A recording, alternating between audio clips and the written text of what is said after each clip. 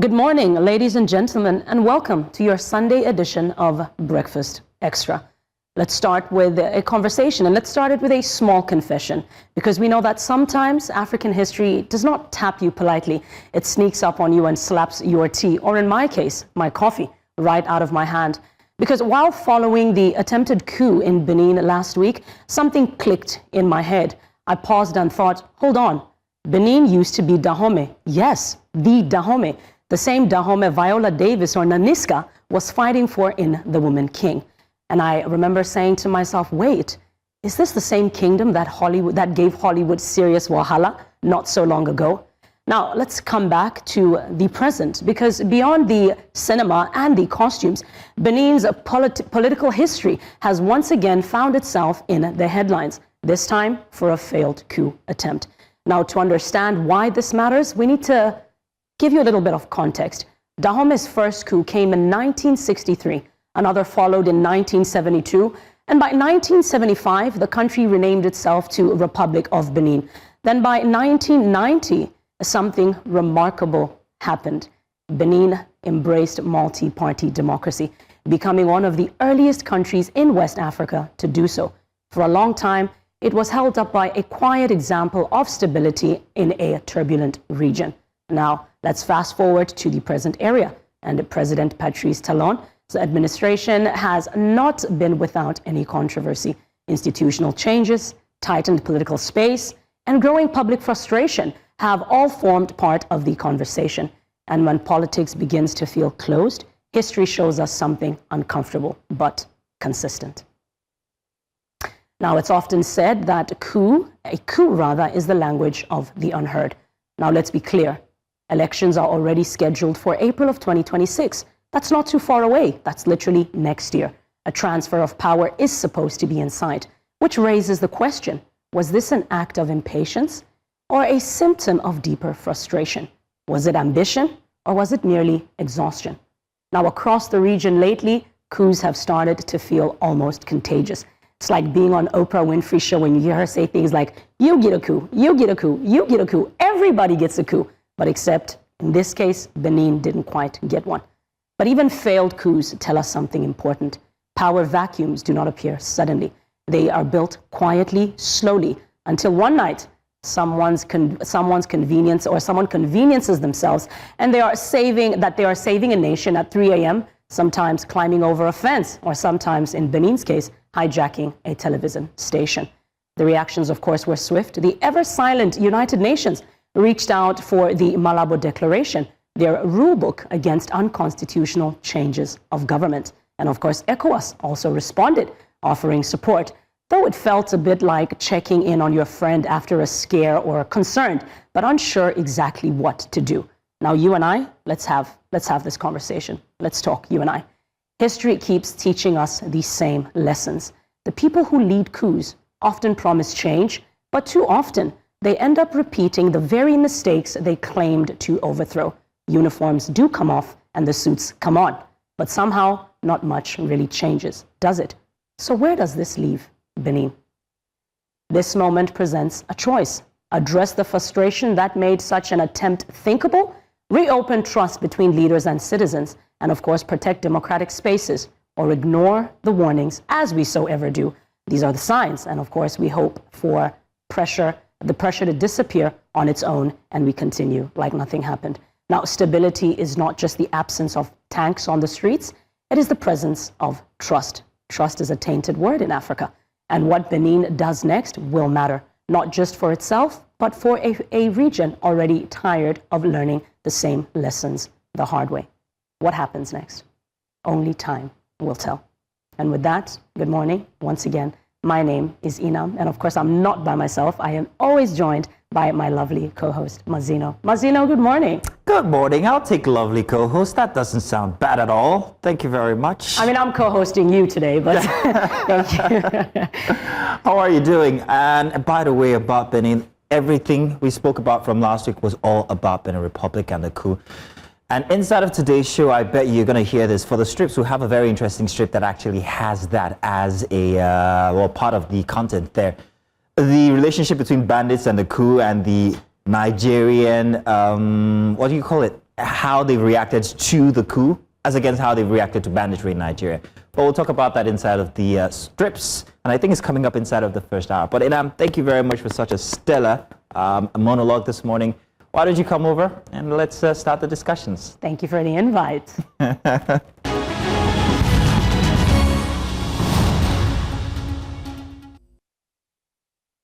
Well, once again, good morning and welcome to the Sunday edition of Breakfast Extra. My name is Mazino Appeal, already introduced by, well, Inam Maso, the Maz and Mas Show. That's what we might call it. Eminem.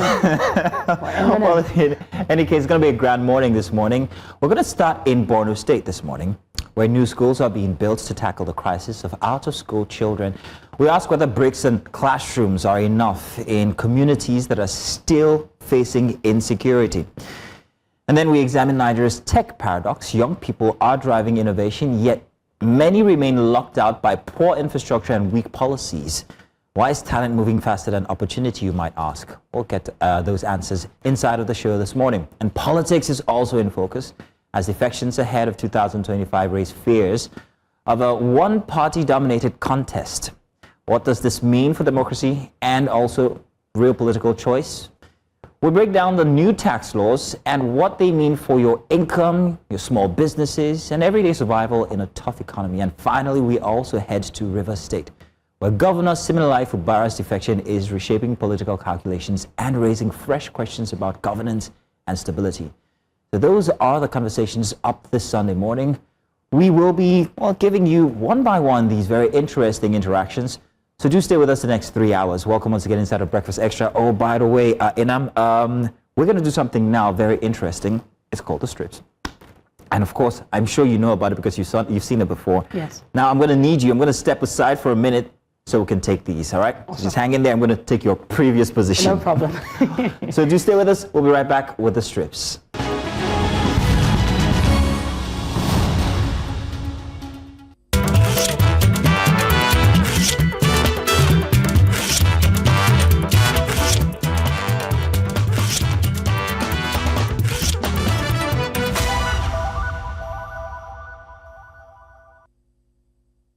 And it's another grand good morning to you. This is the strips, like I explained to Inam from before. It's part of the show where Nigerian newspapers, we take those little bits that are cartoons and we put them together. This is what the press statements cannot say. They say it with ink, irony, and straight face. The editorial cartoons are where the truth goes when, well, they've tried to say it from before, but this time, I just want to say it politely and in color. They exaggerate, yes, I know, but only because reality insists on being unbelievable. So let's walk through today's strips. Inam, you're welcome to join me. Thank you very much. Inam, here I'm going to need you to give me some feedback on some of the strips that we're taking. All right? So get ready. We're doing this together, you and I, all right? All right. Thank you very much. First of, let's start with Business Day. We're going to have that on our screen here in just about a bit. It's a very interesting image that shows a figure. Unmistakably, it's styled as the president busting through what seems to be a wall labeled Nigeria security post. Now, in his arms there, you can see that little baby that's just dangling precariously from his hand. Now, there are certain very interesting representations here. The baby wears his signature cap, by the way. Inam, I don't know if you know what that signature cap is. If you see the infinity there. I do. It's the insignia that always goes with the presidency. Yeah. Now, here's what this is. At the top, BAT Rescue Services. Your children are safe with us if you are with us. It's a very interesting irony here that your safety can only be guaranteed if you vote us next for maybe 2027. I'm not too sure. It's very interesting because this seems to be the narrative that we're seeing in Nigeria now. If you want us to actually come do something for you, especially when it comes to the different states, if you're noticing, you will have to be inside of our party. The defections, the governors switching camps and all of that, that seems to be what it's all about. I don't know if you have any take that you want to give here, maybe perhaps what it looks like and how realistic or not it might be. Inam, what do you think? I mean, looking at it, because we know that he's trying to go into a second term. If another person is not looking at it from we are saving your children, it's like the second term is fighting for dear life. Mm-hmm. Like I'm pushing through the wall and I'm trying to hold the second term. such that it looks like it's falling away and I'm trying to rescue it, or it's falling away and he's trying to rescue his second, tenure. Because we know that we are coming into the elections and it's a second term that he's trying to get. So outside of that, it kind of looks like he is holding on for like a tight grip for the second term, as opposed to him saying in the second term, we will save the children. We'll break through the security. That's already broken anyway, by the way. So it's for me, it's speaking to his term, not even the children. I think I should come over there, then you come here. Let's do the Daily Trust next, because I think you just got that one real tight. So, hey, Daily Trust. Now, this is a very interesting one of two bandits having a conversation here. These two bandits are saying, hey, one's telling the other one, Nigeria bombed the coup plotters in Benin Republic. And the other, I don't know. I don't like rumors. Nigeria can't bomb. Do you know why they're having this conversation? Tell me. There's another strip that's going to also help us buttress this. But I mean, they've been in the bushes for how long now, these guys? They haven't seen one bomb. They haven't seen one attack. They haven't gotten caught. Now we hear all this thing about Nigeria being a republic and, bombing the coup plotters. And they're like, no, they haven't bombed us yet. How far, Nigeria doesn't have such capacity. That's the reality, actually, that we have these bandits or insurgents, wherever they might be, and they're absolutely comfortable with whatever or wherever they are, the situations that they find themselves, knowing that they're uncatchable. It's a sad situation. It's a reflection of what Nigeria is currently. And of course, the tongue wag that's going on. Everybody's talking about how we were able and capable when it comes to another country. But inside of Nigeria, we seem to be unable to, There's something we say in Nigeria. What's that thing about Sokoto and Shukoto? I can't remember how it's put. But first off, take care of your house before going outside seems to be what this cartoon is trying to say. You might have heard some discussions, I don't know what you've heard throughout the week regarding the bombing and how it relates to the Nigerian security instance. What did you hear, Inam? I mean, I didn't really hear much, but of course they did say, and it goes back to what we had said earlier through my monologue, that at one point it looked like Nigeria was ready and active and capable to do something for a region that was not theirs. So I think I do agree with you in such that there has been a contradiction behind, so you can't do anything for us, but when the world is watching and you need to look like the savior, then there's something that you guys can do, which is a tad bit sad. Exactly. Absolutely, it would seem. But we're going to move real quick to our very next strip now. Let's see what we have for our next strip. If I'm not mistaken, we have the Daily Trust. Again, yeah, I know. And this one is very heavy. It's a soldier facing us, arms outstretched, declaring my hands are clean, but his palms are actually stained red, as you can see. And behind him, you can see there on the wall, 2014 Zaria Quds killing, day killings, 2015 Zaria massacre, 2020 Lekki toll gate shooting, 2025 Adamawa women protest shooting. And there the Nigerian army is saying, hey, our hands are clean. These are all unresolved issues that actually infringe on the rights of people. And for us to have just celebrated World Human Rights Day here in Nigeria, which we discussed yesterday, if you remember, bridging the gap with reality, these are the realities that most Nigerians are still confronted with every single day when it comes to their rights to dissent, their rights to protest, or even just the rights to be secure in a country that, well, hey, I'm a citizen of. It's a sad situation that the Nigerian army seems to be depicted this way in this cartoon, but then again, many will argue that it seems to be true. Welcome to Nigeria, Inam. What do you think? I mean, very true. Very true. I actually agree with the picture. No questions. I think it's very straightforward. Unfortunately, in Nigeria, and I've been here at Mazino for over 5 years now. So I was You've been here for what? 5 years? Yes. Where have you been hiding? Oh, Abuja.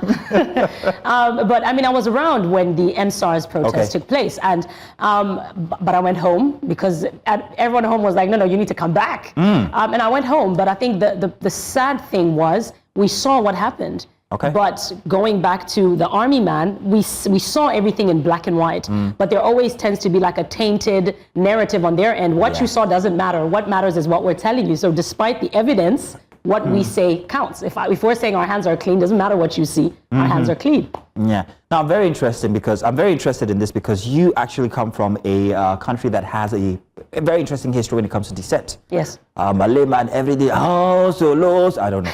I'm sorry. When you get back to your chair, I'll teach you the song. But I'm wondering how it compares to what happens in South Africa. Is it any worse? Is it any easier there? You tell me. So I think in terms of military and protest and all of that and the people, I once said to some of colleagues here in New Central, and I spoke to them and I said, I think the difference that we have with Nigeria and South Africa, especially when you're looking at an image like that, is that unfortunately in Nigeria, we live in a society where government and military don't fear the people. In South Africa, it's very different. Say that again? They don't fear the people? Yes. The government and the military, so the government generally does not live in a state where they are afraid of the people. Okay. Right? And that's the difference between Nigeria and South Africa to a certain degree. The South African government and military still fear the people. If we decide we're going to wake up and turn that country upside down, they know we're going to do it. They know we're going to do it. And I think that's why in South Africa, we were very excited that when NSAR's protest started, everyone in South Africa was like, finally, like the youth is doing something. The violent take it by force. And we kind of followed the protest and it died out. It died out early. That's what we said. So for us, I think that's just the difference. Like, we won't take it as my hands are clean. We will probe you. We will kill you. We will turn cities upside down. So I think that's a very interesting take from a South African. But of course, then again, my fellow South Africans. All right, let's move on now. Let's go back to this day newspaper. And here, let's talk about the Nigerian Army Recruitment Center here. A tired soldier sits behind a desk overflowing with forms. A sign reads, buy one form, get two free. Chickens and livestock all looking like in bewilderment. Now, this cartoon cuts into two national anxieties at once: recruitment without reform and also quantity without capacity. It hints at desperation by the Nigerian army and overstretched manpower, and of course a system focused on numbers rather than welfare. I don't know who is going to be attracted to go into the army, especially with everything that we're hearing. Recently there was a social media post that told about exactly how much army personnel earn, and it's not encouraging. Don't talk about the pensions. It's actually pretty bad. I'm going to quickly go to the last one here for the strips today so we can cover through. We're going to go back to the instance here for the security situation in Nigeria, juxtaposed against what we saw over the last weekend with the coup. It's Fred Olusegun. He's an independent cartoonist, jets flying overhead, Nigerian flag visible, and below, of course, you have armed bandits, and they're saying, hey, they're not worried about us. They're running to Benin Republic. We are safe yet again. And this is what the argument had been all through the week. But I still think that Nigeria holds a very strategic position now with the partnerships, and I put that in quote, that it might be going into with the United States. Not just internally, but also as it cuts across into the geopolitical instances and relationships we have with the Sahel belt and what's happening in whatever is left of the ECOWAS region. The few countries that are still in a democratic state, which we're trying to encourage. But very interesting instances here for the strips this morning. And I want to say thank you very much for bringing in your perspective, especially from an outsider looking in on one of those that you told. I found that very interesting. Next time you're here, would you please just do this so that I don't have to? I want to see, would you? Thank you. I'll try. Grand. Definitely will try. That's all for the strips this morning. Let's get back and start conversations here inside of Breakfast Extra. We've got one big report coming your way and a couple big stories you'll find interesting. We'll be back.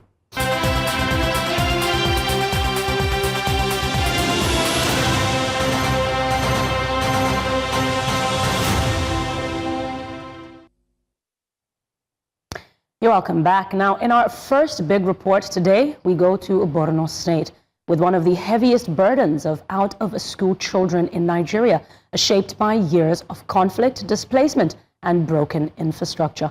The state government says it is responding by building more schools across affected communities.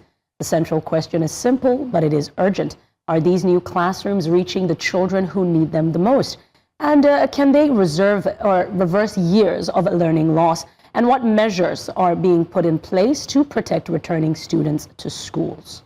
Well, to find the answers, our correspondent Maru Kirawa tracked these endeavors who they are meant for and who they're meant to serve, and what still stands in the way of education for thousands of children.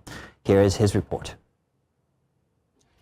Sets of another mega schools being commissioned across different parts of Borno State by Nigeria's Minister of Education, Dr. Maruf Alausa.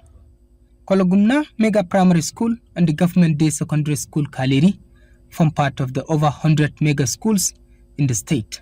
104 of these schools have been built around the state of Borno.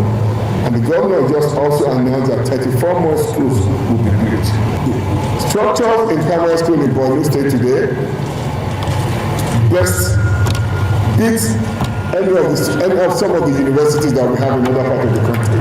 The governor has invested in what matters most, in equipping staffing these schools with one of the best teachers that you can ever see anywhere in this country. The number of out-of-school children from 2.2 million in 2019 has fallen to just about 700,000 in 2025. The commissioning of these schools in Borno State represents a renewed hope, the fulfillment of promises, and a clear determination of the unwavering commitment of His Excellency, the Executive Governor of Borno State.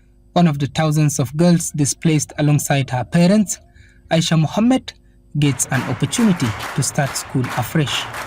Ni dai gaskiya ina so in zama doctor a rayuwana domin in taimaka iyayena da sauran jama'a. A da dai bana makaranta amma dai a yanzu ina makaranta. An ba mu uniform, an ba mu jaka, an ba mu takardu, an ba mu takalmi. Muna godiya sosai ga gwamnatin na Borno. Governor Zulum reiterated that education remains central to Borno's long-term recovery strategy. Population is growing in a quick geometrical ratio, and therefore we need to build more schools and we need to provide more teachers so that more children will be enrolled. And very soon, inshallah, government of Borno State will roll out plans in order to motivate teachers. Most importantly, there must be deliberate attempt to encourage technical and vocational education. And therefore, very soon, Borno State government plans to increase salaries to TVET teachers in Borno State. Expanding network of schools, according to the governor, will help reverse years of disrupted learning and encourage parents to prioritize education once again for the betterment of all. In Maiduguri for News Central, Umar Kirawa.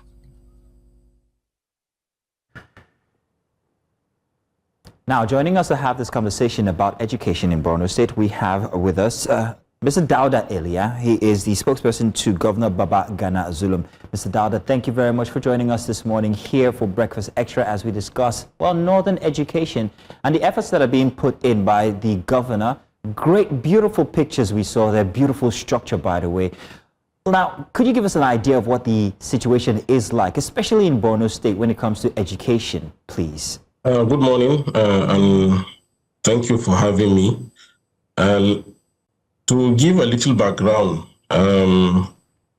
His Excellency Professor Babagana Umar Zulum is laying a solid foundation on the present and future generation for the people of Borno State. Looking at, considering from where we started, according to an assessment by the World Bank Peace Building and Recovery effort, the insurgency has led to the destruction of over 5,000 classrooms, left 2.2 million children out of school, over 2,000 teachers killed, and a lot of municipal buildings destroyed. So His Excellency, upon assuming office in 2019, developed a framework to address this challenge.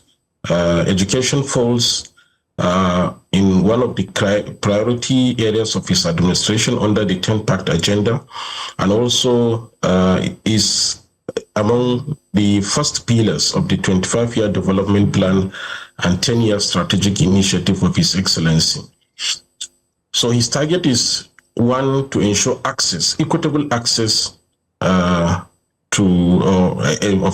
education to all children of school age and even the adult, to ensure that vocational and vocational technical education also has given priority to reduce the number of out-of-school children from the staggering 2.2 billion, which we now have less than 1 million, between 700 and 800,000 out-of-school children. And this is able to do it through the massive construction of the mega schools. The concept of mega schools is to ensure that more children are given the access to education. For instance, the 2 schools commissioned by the Minister of Education on Wednesday last week, one of the school has the capacity of 48 classrooms.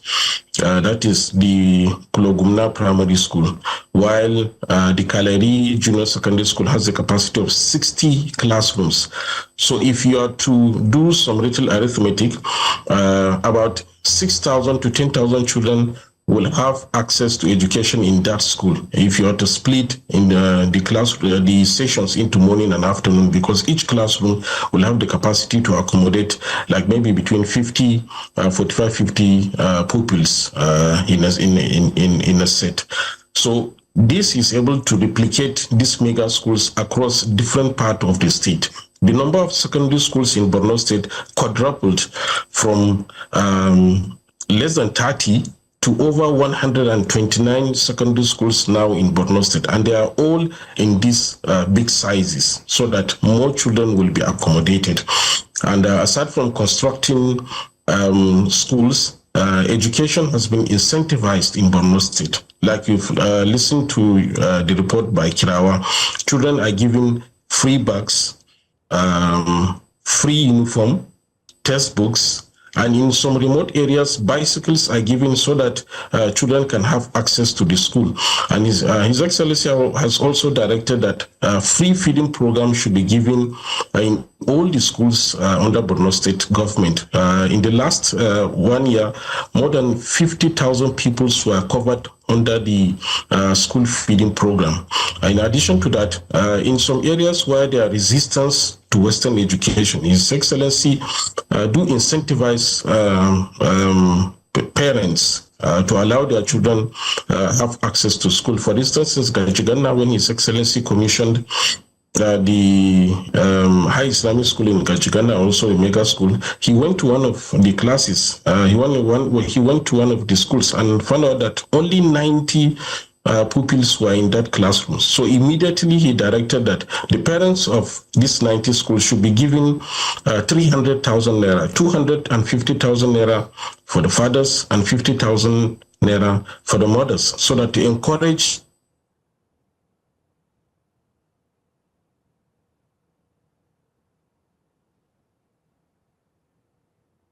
Mr. Ilya, we can't hear you anymore. We're wondering what's happening there.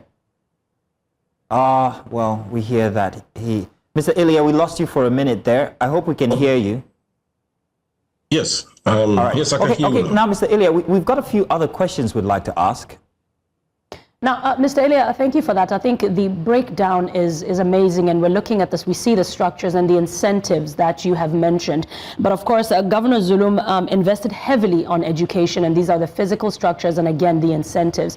But my question to you is, in terms of particularly the readiness of staff and the principals and all the educators, what are some of the investments and the initiatives that have been put together to make sure that as the children are going into the buildings, the reward of the investment in learning would also be received to them?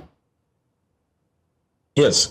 To start with, His Excellency is among the state governors in Nigeria that promptly implemented the 70,000 naira minimum wage to all categories of schools, from the LEA, that is the Local Education Authority, which covers the primary school, to the basic and secondary school. So all teachers in Borno State enjoy the minimum wage package of minimum of 70,000 naira. And His Excellency has announced that he has plans to increase the package, particularly to vocational and technical education teachers. And there's also rural allowances.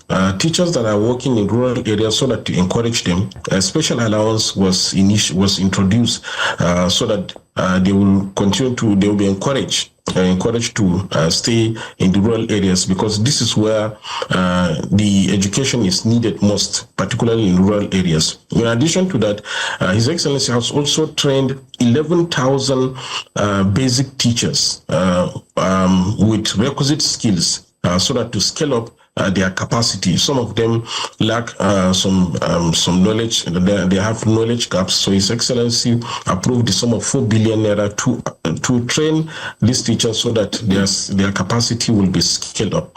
And in addition to that, there are also incentives with regards to the teachers, construction of accommodation, particularly in the metropolis. We have seen dedicated quarters, teachers' quarters to teachers, and also in rural areas, accommodation is also being constructed so that teachers will have a very conducive environment to stay. Recently, you've seen His Excellency commissioning one of the teachers' quarters in Mafa local government areas where teachers were given that accommodation so that they will give the needed knowledge, the requisite knowledge to the students. Ms. Elia, let's talk about security and parental trust now. Borno State hasn't been without its challenges when it comes to security, and the governor has worked very hard when it comes to that. We also see that here, when it comes to education, he's put these big structures in place, and of course the different efforts that go into bringing back these children into school. But what about security? Securing these children that are coming back to school, what kind of measures have been put around these schools to ensure that they are safe? And how has the authorities, how have they tried to maybe build the trust of the parents in these communities to send their kids back to school? Yes, after the Chibok incident in 2014, Borno State was in the spotlight. So even the Safe School initiative was virtually launched in the state, because I can remember the former British Prime Minister Gordon Brown was in Borno State. So after that, Borno State government adopted the Safe School initiative under the then leadership of the Vice President, the current Vice President, Senator Kashim Shettima, and also His Excellency Professor Morgan Omar Zulu consolidated on that. So part of it is constructing, fortifying the schools, not only constructing buildings, but in all the schools you will visit, maybe if you have the opportunity to visit in Borno State, virtually all the schools have perimeter fencing, which is one of the first layer of security. And also there's community layers with regards to community engagement. You have traditional rulers, you have even the youth vigilantes, because we have the civilian JTF here in Borno State. So you have these layers of security, not even the conventional security, but also the unconventional ones, like the civilian JTF hunters and vigilantes. They provide security in virtually all the schools that we have, particularly those in the remote areas and rural areas. And in addition to that, you see that there is a system of communication between the community and also the security agencies. The recent incident that happened in Government Girls Secondary School, Maiduguri, where there was a scare that some people intended to attack the school in Maiduguri. Immediately, security agencies were deployed. They went and fortified the schools. Immediately, in less than 5 minutes, there was deployment of security to that area to ensure that the school is protected. So there is this robust communication strategy network between the communities, the school environment, the school teachers, the principal, and the security agencies, so that in the event anything happened, then there will be a swift deployment of security agencies. So this Borno State government has a robust plan with regards to Safe School initiative, and there are a lot of non-governmental organizations that I know that are in partnership with Borno State to provide all the gaps that are required to ensure that all schools in Borno State are safe. After that incident, we have not witnessed the Chibok incident. We have not witnessed any attack, the last scale attack with regards to schools in Borno State, because of the measures taken by government to ensure that schools are protected. So there are different layers of protection, and I want to assure you that His Excellency is also building on that. Whenever there are gaps, His Excellency will make sure that all these gaps are addressed. So with regards to security, adequate security measures are being put in place, not only in schools, but also in communities. All right. Well, Mr. Dauda Ilya, we want to say thank you and congratulations. The efforts are very, very visible. Those are very beautiful structures that we see there. I mean, education in Borno is more than just policy. It's recovery. It's also protection. And we hope that for the generation being shaped by, well, that have been shaped by conflict, that things would be better for them. And building schools is the start. But let's also remember that keeping children learning is also the real test. So let's hope and let's put effort into making sure they're secure and that their education continues. Thank you once again, Mr. Ilya, for joining us here. Thank you for the opportunity. I appreciate it. Thank you very much. You're welcome. Thank you. Now let's stay tuned. We've got a big story coming your way inside the hour here on Breakfast Extra.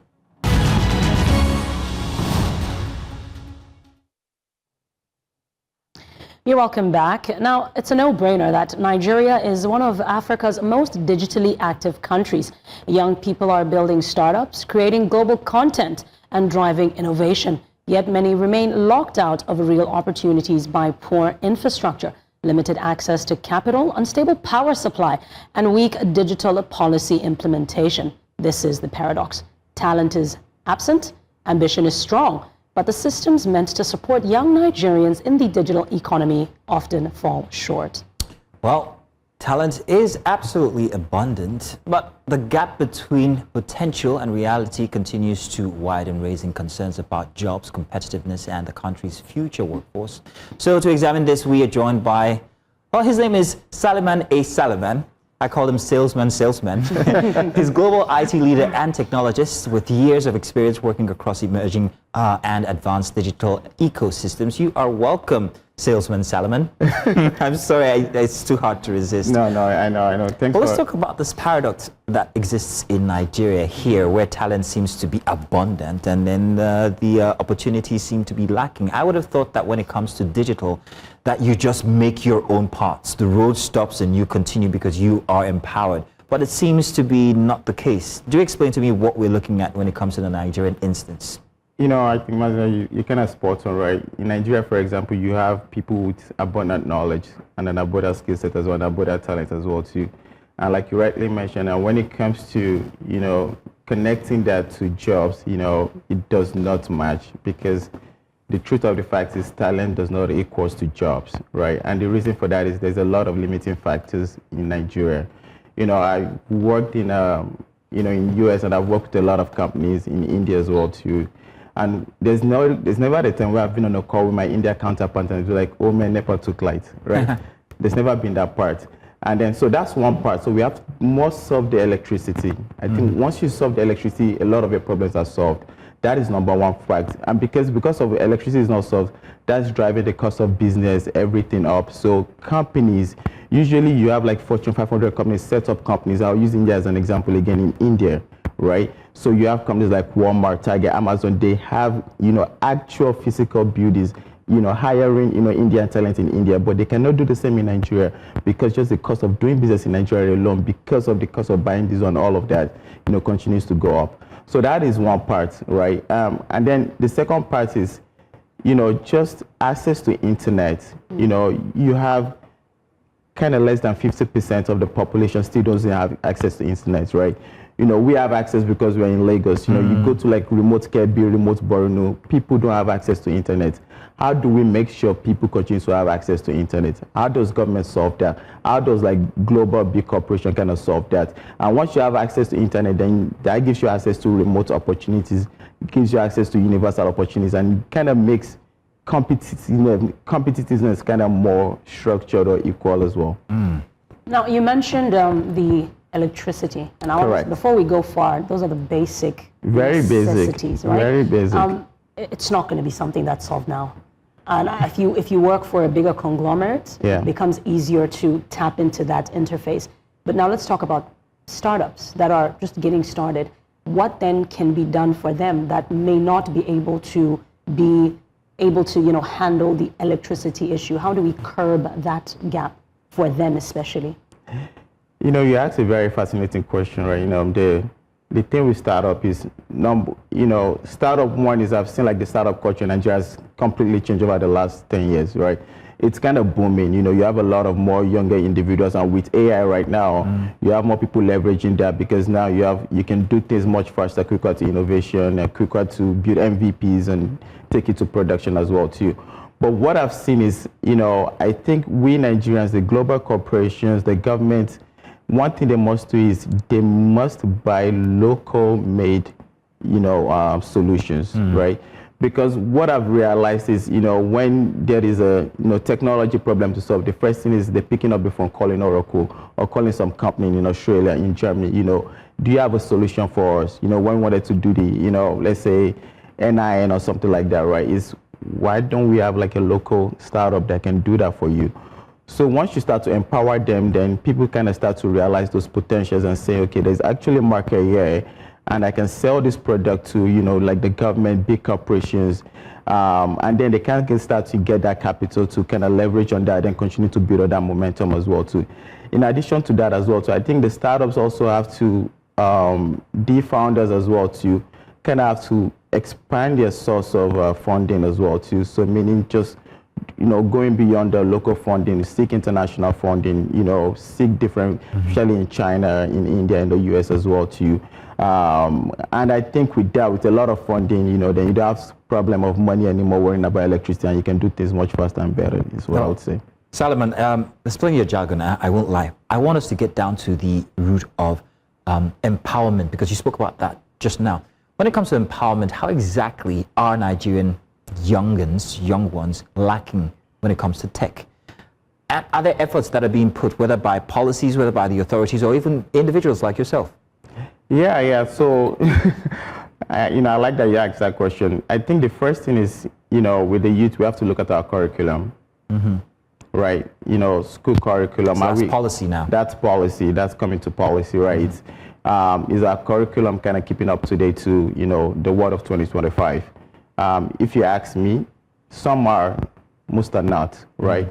So that policy has to be solved. That's one, right? And you don't think that the education system is providing enough when it comes to tech, or how the world is advancing digitally? I speak to, you know, I do a lot of interviews, right? I interview a lot of people in the US, and, you know, I also bring a lot of people to the US to school. And when I speak to recent Nigerian graduates, you know, some of them actually in good, you know, private schools and good federal schools have advanced to that level.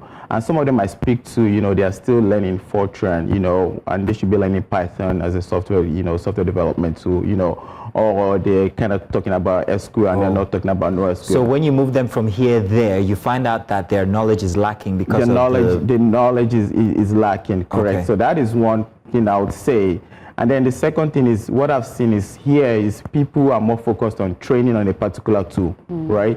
Oh, I'm going to train you on, you know, let's say on SQL DB. I'm going to train you on Grafana dashboard automation and all of that, right? And there is no path, only training, and there is no path to kind of like what I would say real life experience or internship. There is no path to it. So we kind of have to have a structure. So the way I always describe it is, you know, training without internship is like you learning how to drive with no roads. It does not make sense. You're not going to get any value. So where are the roads? Do we have these roads? In quote. Yeah, I'll let you ask. That's where I was going as well. Where are the roads that lead to this? So what I would say is, you know, like take me for example, right? When I got to the US, I went through an internship program. That's how I was able to break into the IT industry in the US. And so, you know, I would say government, and a lot has to do with corporation as well, too, is have to create a structure where, you know, IT, especially in the world of IT, you know, IT is contributing 20% to Nigerian GDP. Do you know that? So especially in the world of IT, so this global corporation have to create a structure, and government where, you know, they're providing internship immediately to recent graduates where they can gain real valuable experience, whether it could be 6 months to 1 year. You gain that experience, you become so powerful. You know the power you have when you know you can be on your laptop and build something? You can do anything. You can work for yourself, you can work for any group. So that internship, that real life experience to be there, not just training and no real life experience. That part also has to be solved. So I mean, I think like so that is the road. Yeah, that's the road. Thank you. Okay, I mean, for me, that's not the road. And I think the reason why I'm saying this is because it's a no-brainer. Nigerians, the average Nigerian, when it comes, I tried to take a coding course one time, and it was an epic flop on my end. Why? What did you say? It was difficult. It was actually quite hard, but Darling, it's your brain then.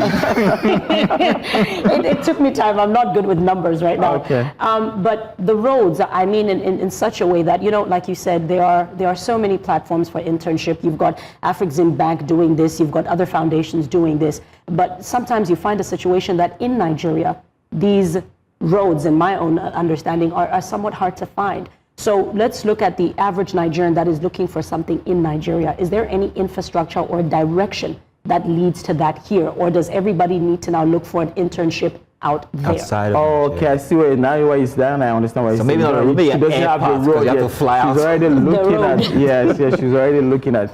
I think there is not enough to answer your question in Nigeria. No. Absolutely not enough. It's not even like it's not even there. Let me say that, like, to answer your question. That is why I'm advocating that we need to create more. Right? What we need does to it take create to more. create more? Every corporation has to have that internship. This thing. There is something I have in my organization. I work for Lowe's, by the way, what we call the Launchpad program. Okay. And that is to launch career for recent graduates. Right? And it's absolutely no-brainer. And the way we do that is, and it's a simple program. You bring them on, you keep them on a team for 3 weeks. They rotate 3 teams within a year, and they get a powerful skill set, and they can do anything. So to answer your question is, do we have to create more? And then the other thing is, in addition to that as well, yes, people have to look remotely. People have to learn coding like you, but they have to be really good at it. Or not like her, because she didn't finish. I didn't finish. And they have to be really good at. They have to be really good at it, and they have to look for remote opportunities. I have a lot of friends, who are product designers, who are web developers that are working for remote organizations in Germany and in UK. Or here in Nigeria. Here in Nigeria. Okay. Now, and there's platforms for that, right? Okay. So let's focus on that now. Now we understand the challenges here in Nigeria. There's no power, the policies don't match, this and that. But then these opportunities exist outside of. How do we get these remote opportunities then? For those who are empowered, for those who have learned coding, not her, what do they need to do to get these opportunities? Number one is you have to get a skill set. That's what we've talked about, right? Number two is you have to work on your attitude. Your communication skills has to be really good. Your interview skills has to be really good. Mm-hmm. That's number two. So work on those soft skills as well too. Then number three, you have to have the right connections. So go on LinkedIn, right? That is one. LinkedIn is a really good platform. I'll tell anybody. Networking alone. There's a lot of job postings. There are remote job postings that people are taking as well too. This from my friends I talked to you about, they're on LinkedIn. Go on remote jobs as well too. There's a lot of remote jobs there, and take those jobs as well too. Number three, I would say, is look for. What do these jobs come at? What do they manifest as? What kind of jobs would they be? There will be, technology jobs. There will be like a web developer, software engineer, QA tester. Okay. And I can learn this. I can learn this in my 40s right now, and you can learn that in 6 months. Oh, I'm out. You can learn. Okay. No, you can, and you make, I would say, you make really good income out of it as well. So what are we not getting in Nigeria? How much are we losing? How much opportunity are the youth losing? And what can be done to make these concepts that you've just explained here with the remote instances more available, more, how can we make people more aware of these opportunities? Number one is bringing people like this to your show. Thank you very much. That's it gives awareness because you have a good reach and visibility as well. Number two, like I said, is solving the problem of internet access to everybody, right? Because now people are there's knowledge within that scope because you have internet, and that knowledge is not shared across because that connectivity is not there, right? And people don't have access. That's number two. And then number three, we have to have organizations, more organizations, expand, put Nigeria in a better image, and have like big organization. Really, the point I actually want to get to, right? It's really big, just like India. Really big organizations. I'm talking about Lowe's that I work for, Target. Come and set up IT centers here in Lagos. I don't know if you agree with me, Inem. To do that, you have to have the right conditions. Yes, and that is what I'm saying. So now we're going back into policy. We're going back into policy, and then we are going back into, and that is where the government has to, also has to take a role in here. They have a major role to play. they have to solve all of that, make sure that they have a conducive environment for these people to do business in, right? And we must do that, because the youth having half of your population, you know, not having like 50% of your population, and 25% of that don't have jobs, like there's a huge potential. Why is nobody saying that? Interesting. You got something you want to ask? Well, I got something I want to ask. So you do a lot of empowerment yourself. I do. That's grand. In any of your endeavors, have you spoken to people in positions, in authority, policymakers, to try and see how these opportunities can be made very available, or these conditions can be made available for? Because, I mean, Africa is growing in the next couple, by 2030. We've got one of the biggest growing populations, and our asset is actually the youth, the people. If you've got India having call centers for Microsoft all the way in India, we can't do that here in Nigeria, because we have a teeming population of people walking the streets selling sausages, where they could actually be in air-conditioned environments, working on working for big corporations outside of Nigeria. So have you been able to engage any of these policymakers in your endeavors to see how this can be brought to fruition? You know, to answer your question, yes, I have a foundation called SAS Foundation. And through my foundation, I do a lot of empowerment as well. And some of the empowerment is what you're mentioning, which is, you know, youth empowerment, you know, kind of focused on technology as well too. And what I've done, you know, just to be very honest, is I've brought people out of Nigeria to the US. You know, physically took them out? Physically took them out to pursue a master's degree. Do you have any room for one more? I have room for one more. Thank you. My name is Mazino Apil. No, I'm serious. Yeah. You know, bring them to the US to pursue a master's degree and go into the IT industry, right? And they're doing excellently well, making 6 figures. So I've done that. And in addition to that as well, I've given people, you know, tablets, you know, student tablets as well to make sure they have access to, like we said, internet. Those in authority, those are not policies to talk about, you know, but I'm going to get to policy, because policy, again, is a real big, I think you have to be in the government to do any change in policy, you know. Maybe one day I'll get there. So that's a challenge for you. That's a challenge for me, maybe. Wow. Yes. Yeah, I think that's where my headspace was at, to say, and as much as there's a lot of beautiful work that is taking place, and of course your initiative is doing a great job, because to carry someone from here all the way there is beautiful. So well done to that. Thank you very much. But I think it goes back to what Mazino said again, in terms of policy, that basically says at the current present, we don't necessarily have the right space and policies to do that for our children right now. Correct. And I think that's something that we still need to tackle. Otherwise, there was a saying that was said, Mazino, some time ago, where they said talent will always go where it's rewarded. And right now we have a situation where in Africa, Nigeria, they just don't feel like they're being rewarded here. Correct. And like your platforms, we need to find a way to just mitigate that. So exactly. I think that's why my questions were like, my questions have turned you have opinions, not questions. Yeah, my questions turned to concerns. Well, Salomon, thank you very much for coming through and giving us this it's like a conversation we didn't know we needed. Yes. And apparently there's so much there to unpack, and I hope that in the near future that these policies are made available, and that young people, in fact, people my age, can find these opportunities and become, well, grand income earners at the end of the day. But thank you for your efforts through your foundation, and also thank you for coming through, honoring our invitation and having this conversation. Thank you so much for having me, Mazina. And I've been a huge follower of your show, so it's an honor to be here with you and be live here with you. So thank you so much. Thank you very much. You didn't have to return the favor, but we accept. Thank you. Now, do stay tuned. We're inside of the second hour. We've got much more inside of Breakfast Extra. We'll be back.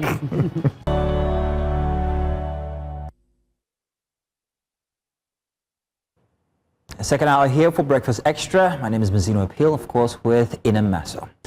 Now, recent defections across party lines are reshaping Nigeria's political landscape ahead of the 2027 elections. Governors, lawmakers, and key opposition figures are crossing over to the ruling party at a pace that is unsettling, many Nigerians seem to think. Now, what we are seeing is not just routine political movements, but a steady draining of opposition strength, especially in regions once considered competitive.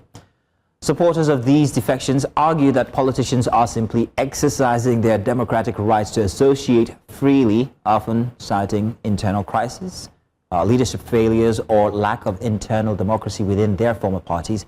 Critics, however, say a more troubling pattern is emanating. They warn that the concentration of power around one dominant party risks weakening accountability, reducing policy debate, and leaving voters with fewer meaningful choices. Now, the concern goes beyond party labels. It's about whether Nigeria's democracy can remain competitive when political survival increasingly appears tied to proximity to federal power.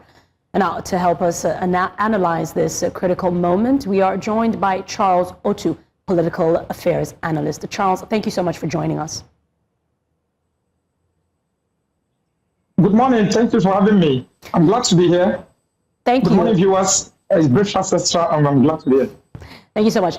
Charles, I think my first question to you is, in layman terms, let's talk about defection and what it is to defect, because it's not necessarily just moving from one party to another. Can you give us a breakdown of what exactly it entails for a member to defect from one party to another party, please?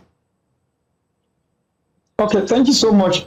What we've seen in Nigeria across the last couple of months, let's say approximately in the last 30 months, has been people moving from one party to the other, not based on really ideological terms or issues. We've seen people, politicians, political office holders, elected under the platform of various opposition parties. For instance, in the National Assembly, we know that Labour Party had about 43 members, 8 senators, and 35 Federal House of Rep members in the 2023 election. And today, what we see likely have been people who are moving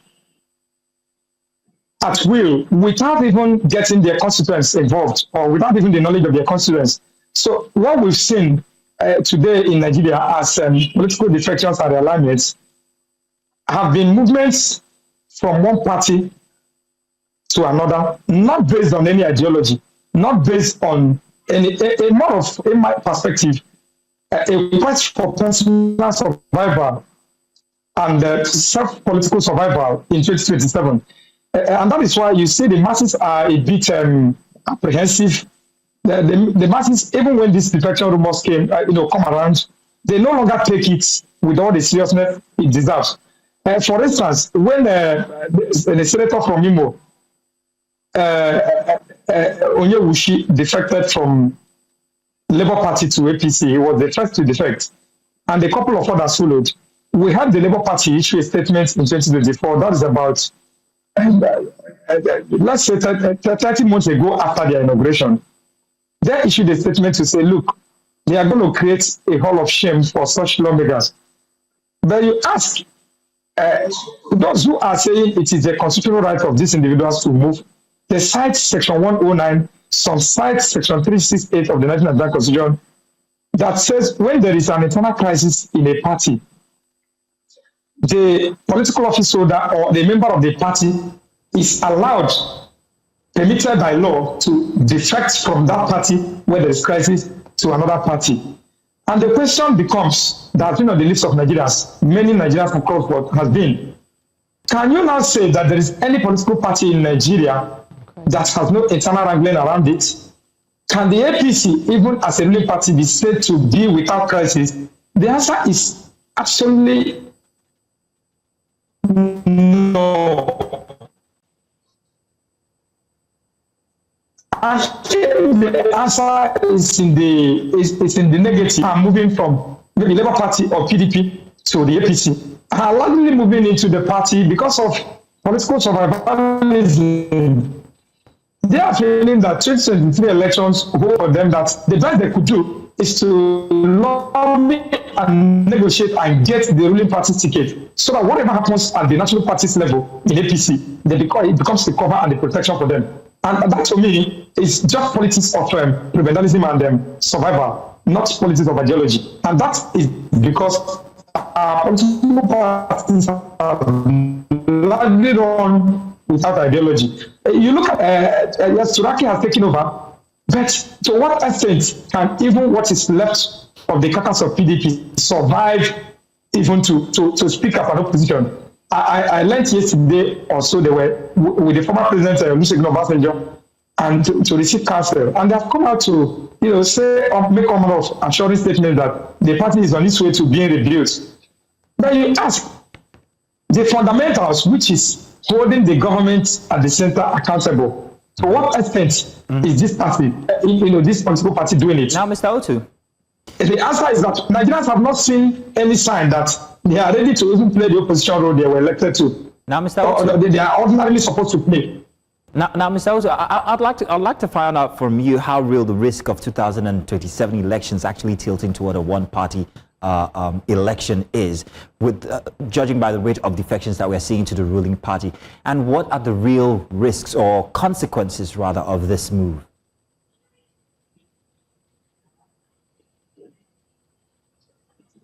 Okay, now what we plan for 2027 is that Nigerians, a lot of Nigerian politicians seem to now have taken over, handed over their fate to political survivalism. Those they feel are schemers, and they can scheme themselves in and scheme those that are defecting in too. I say this because I interact with politicians. One of them told me boldly that, look, if President Tinubu could, break all the jinxes around the Buhari presidency and did not only get the ticket of APC, but was able to be elected in 2023, no matter how much you put the election, the average Nigerian feel that election that was announced at the dead of the night did not reflect the actual voting outcome of 2023. But the average politician who sits back and looks at politics from the obsessive definition of who gets what, when, where, and how, which is the literal obsessive definition of politics for the average Nigerian, which the Tinubu presidency has now amplified it by saying it is he who grabs it, snatches it, and runs with it that is successful. Some of these pockets of reactions, feelings, some of them unexpressed, are the reasons why these politicians are moving. And for 2027, it portends a very great danger. Why? Because the umpire has already been set, and the umpire being INEC, we are hearing about the assurances of Amupita as the INEC chairman. Professor Amupita is saying, look, the election will be fair, we will do our best, there will be no... if you're being assured of all of that, can it suffice to be more than what the immediate past national INEC chairman, Yakub Mahmoud, assured Nigerians, whereby people were already feeling that, for the National Assembly, a Labour Party that was just, formed not long ago to win rep seats, senatorial seats across Kaduna, to Imo, to Edo, to other parts of the country, to even Ebonyi. That if the 2023 election results reflected the voting pattern that we saw, what ought to have been, shouldn't have been an APC government in power. But a lot of politicians are feeling that if Nigerians could not do anything and Tinubu is the president, why can they not align? A lot of politicians, why can they not align with the center? You see governors reasoning that way. You see, that is why you see the governors moving.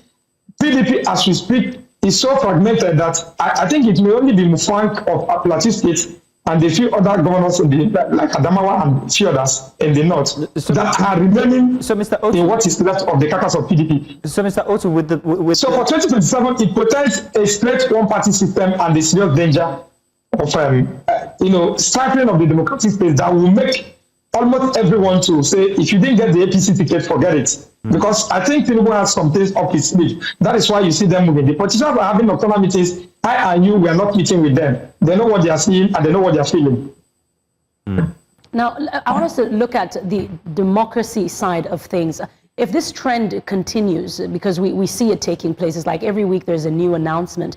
If this trend continues, what does democracy in Nigeria look like pre-election and post-election? Pre-election, for me, what democracy looks like is we can't even be debating it that we are headed towards a one-party state. It is not in the process. It is now being entrenched. If you had, as it stands now, the National Assembly, the senators, 109 of them, that is if all the seats are occupied, 73 are now officially in APC, and all that the national government of Tinubu needs is 72 lawmakers to endorse whatever it wants to do. And once 72 lawmakers sign, so they have one number already above that figure they need.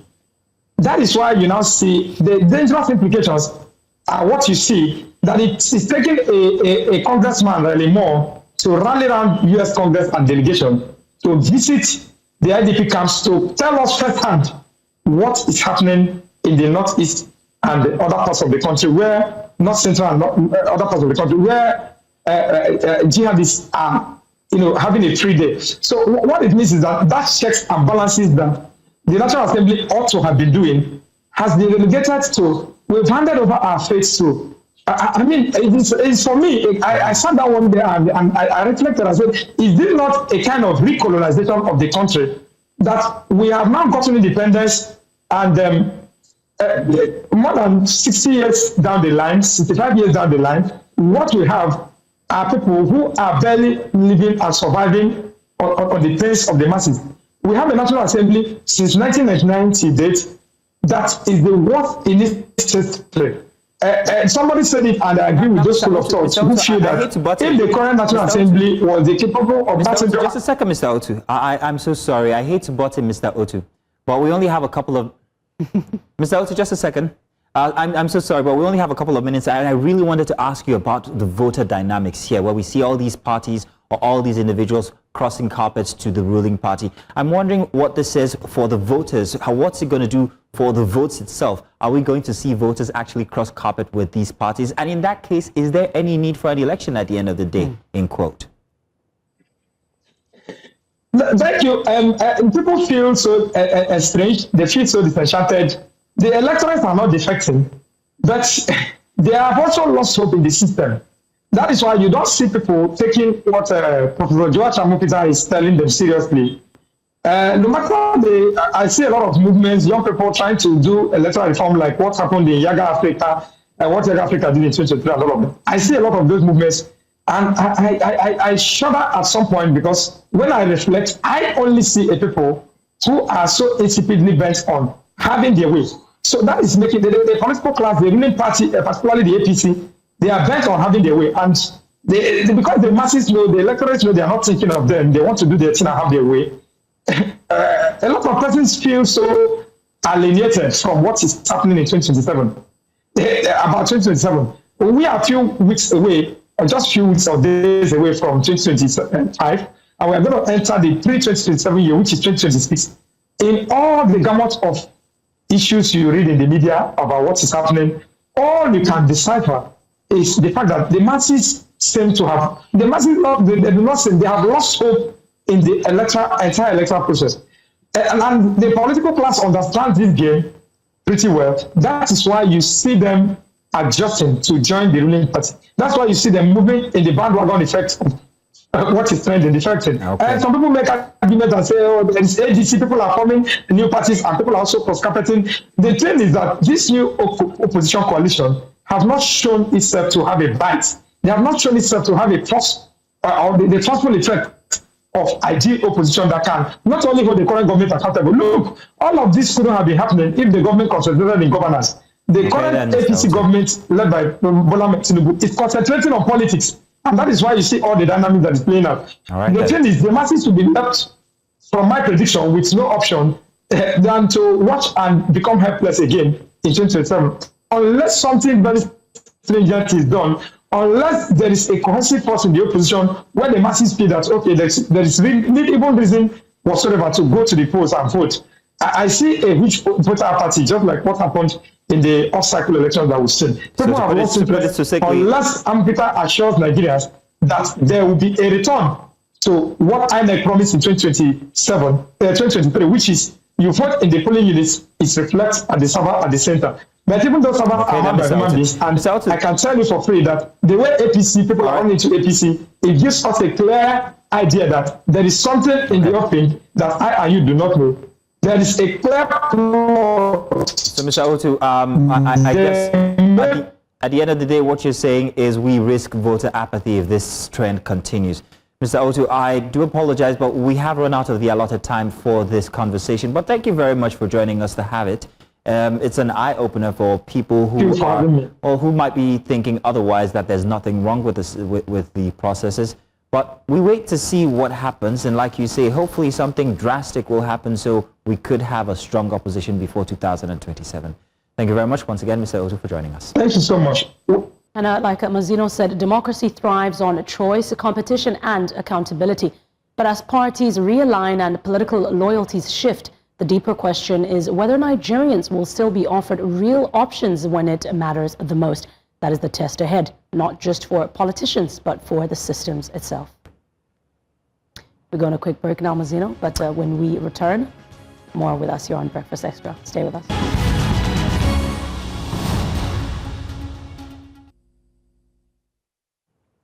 And it's news. I beg your pardon, it's Breakfast Extra. Well, hey, the producers never give us any time to breathe, so it's okay. But welcome to another session here. It's our big story. And now let's talk about these tax laws we've heard so much about from the last week. Nigeria's new tax laws are being sold as long overdue reforms. Now, the government says they will ease the burden on small businesses, they will widen the tax net, and also improve compliance without hurting productivity. Now, on paper, it sounds like balance. In practice, Nigerians are asking harder questions. Public reaction has been sharply divided. While some see an attempt to modernize revenue collection, others fear the reforms may deepen pressures on workers and also small enterprises already struggling with inflation, weak wages, and poor public services. For many, the issue is not taxation itself, but it's trust in the system. Now, to unpack the policy, the politics, and the accountability questions, we are joined by two for now, three hopefully, with different lenses on their issues. Idris Zakari Jr., a political affairs commentator, Yinka Ogumbi, an economist and corporate finance expert, and Nnamdi Chieku, I hope I got that right, author and a member of Civilian Accountability Advocate. Gentlemen, you're welcome. But now I think we only have Mrs. Zakari and, of course, Nnamdi. Thank you very much, gentlemen, for joining us for this conversation. First off, Nnamdi, I want to know your takes on the current tax reform that we've been hearing so much about. The authorities have come out to say that don't worry, your monies are safe inside of your accounts and all of that. But it's a question of trust, whether people trust that they are indeed safe. But what's your take, first off? Thank you so much for the question. I think in regards to the tax reform, it probably necessitates breaking it down into its constituent parts. I think on one hand, you have to commend the government in terms of its effort to raise its tax to GDP ratio by making the necessary restructuring moves to see that, to execute that. And this has been a consistent problem for Nigeria. As we all know, a lot of our economy is in the informal sector. And so any effort to digitize, to clean up, to bring a wider sphere of Nigerians into the tax bracket or tax net is commendable. And I think that's an excellent effort. There is a question around the timing of the implementation of the new tax laws, and also the fact that, and why the timing is important, is that Nigeria, as we all know, is going through a very difficult economic period at this point. And so as Nigerians are barely able to survive with high inflation, with scarcity of goods, the question is, can they handle the additional burden of taxes, income taxes specifically, that they're not used to paying? And this is a particular issue. Having said that, the biggest aspect of this tax law or change or regimes that gives me great cause for concern is the implementation and the partnership with France in the implementation of that tax law. And the reason why I say this is that we've recently signed over the last couple of days an MOU with the French government effectively to work on capacity building, digital infrastructure, and data sharing. And I have to be, I'm going to try and be tempered in the way that I characterize this MOU, but I have to come to the conclusion that this is probably one of the most brazen acts of or breaches of national security that I think we've ever seen in Nigeria. To the idea that we are going to bring France to the table to help us or to give them access and visibility into our economic infrastructure and our tax infrastructure is beyond galling for me. This kind of compromise of our economic and tax sovereignty is something the Nigerians should be very clear-eyed about. And it's something that we need to scrutinize at the highest levels to make sure that we are not placing ourselves into a very precarious situation with a foreign power. So in my general assessment is, yes, let's commend the government in terms of its efforts to raise tax revenue. The government also needs to be sensitive and careful in terms of the timing of the implementation.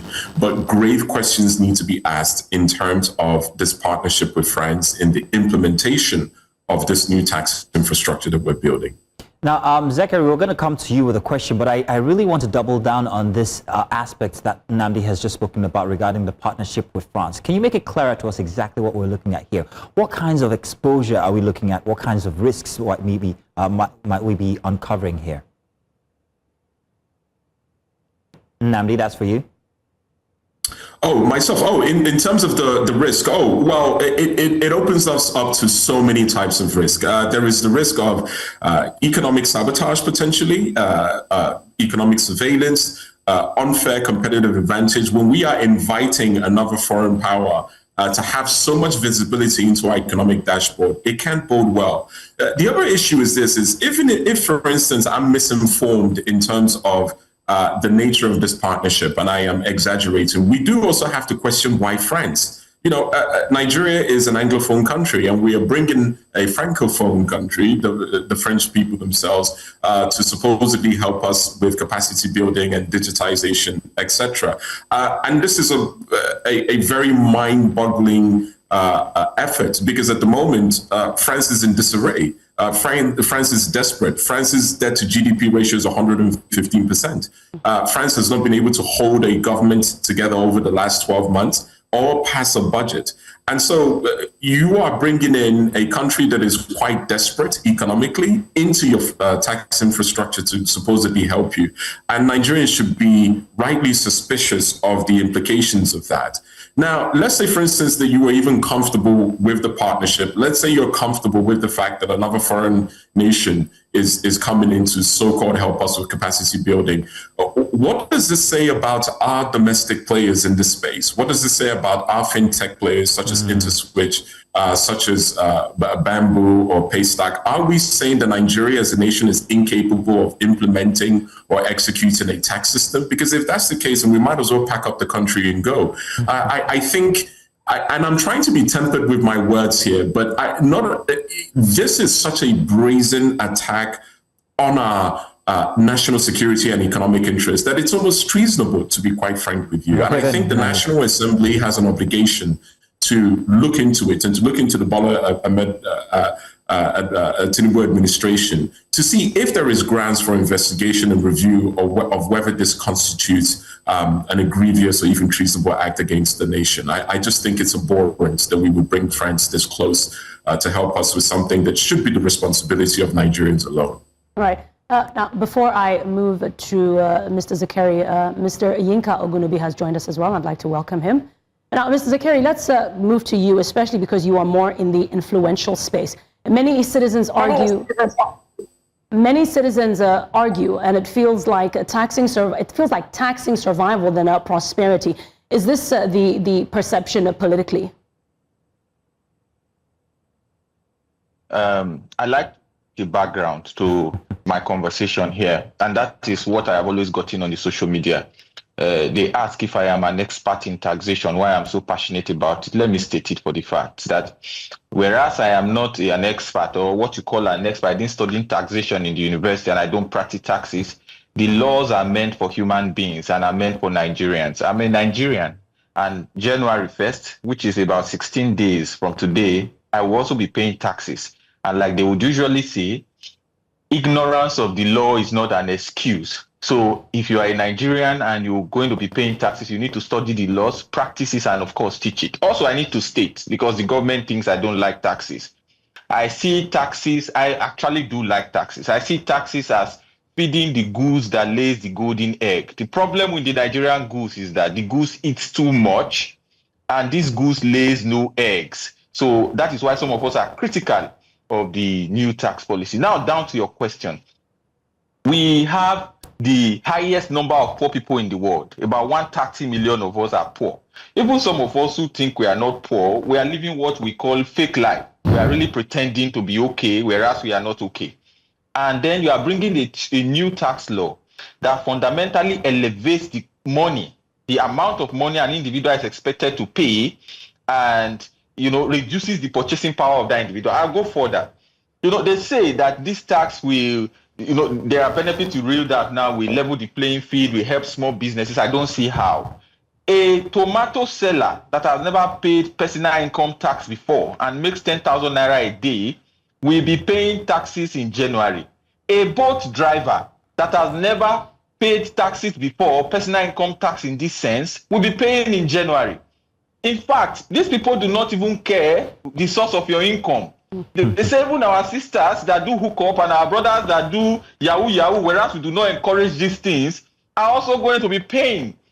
As long as you have an income, legitimately, illegitimately, these people are concerned about taxing it. Now, to answer your question, Nigerians are not ready for taxes at this time. Charging Nigeria extra tax, let me not call it extra tax because they'll say, oh, they are supposed to pay normally. But the fact is that they don't pay. And then my brother mentioned expanding the tax net. It's a good thing to expand the tax net. I'll give you the fisherman's analogy.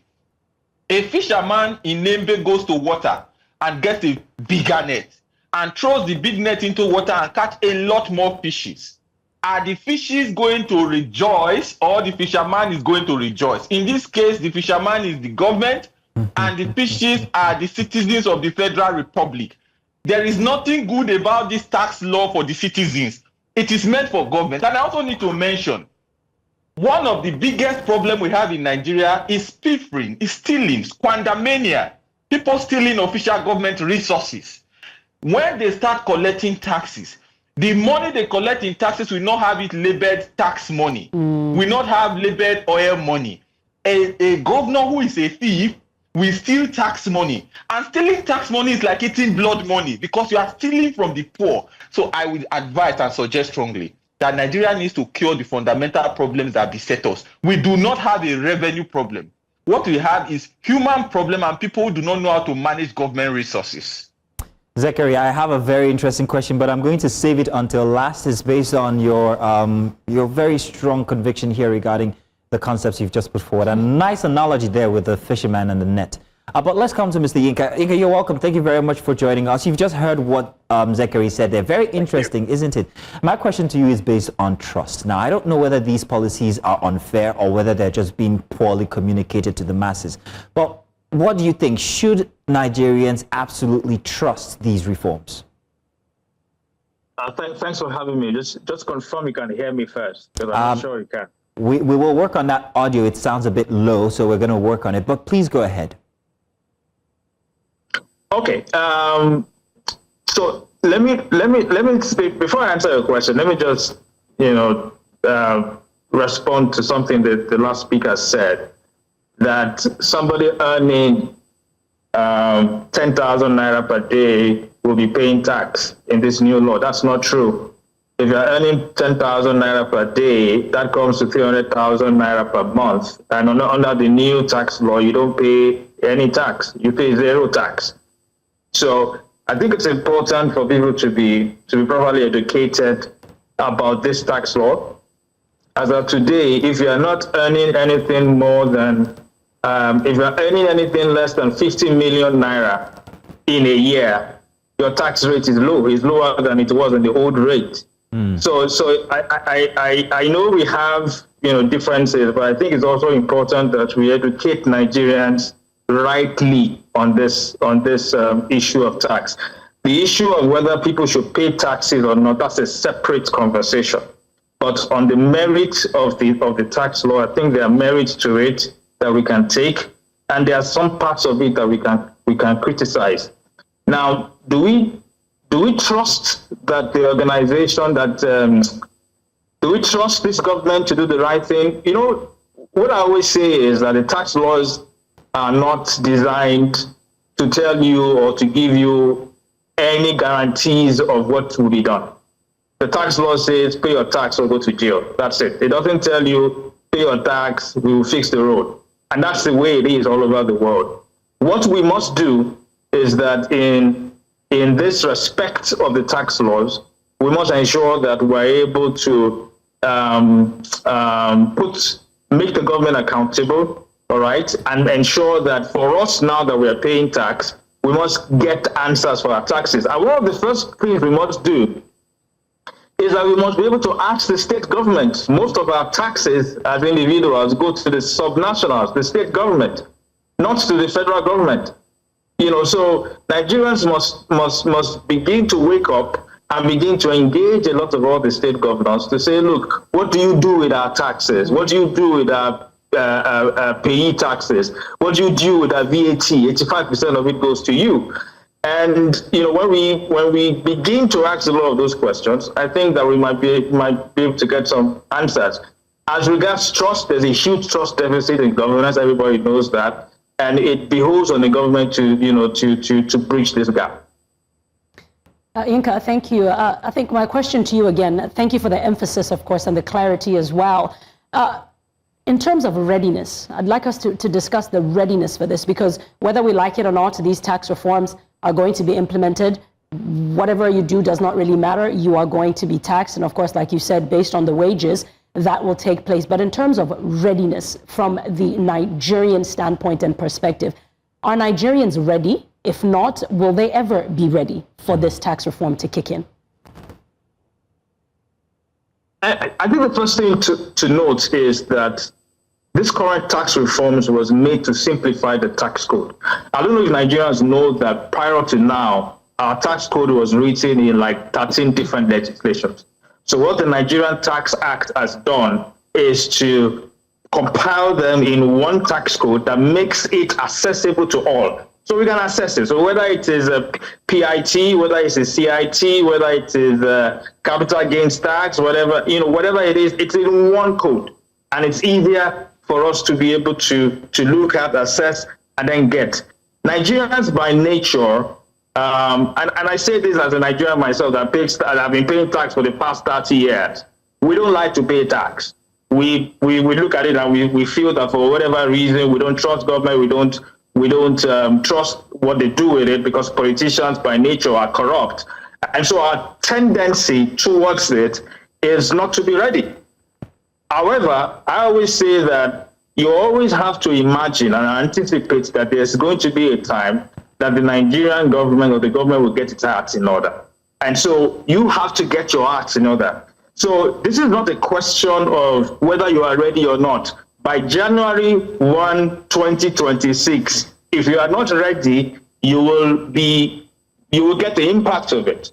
If you are ready, you will be spared the impact of it. But I will say this, that if you are better educated about the tax laws and its advantages, its reliefs and things like that, you will find out that there are a lot of elements of that tax law that are beneficial to individuals, that are beneficial to the small and medium scale enterprises, that are even beneficial to big enterprises. So it is easy to get outraged when we listen to social media and some of the elements of that tax law that is expanded.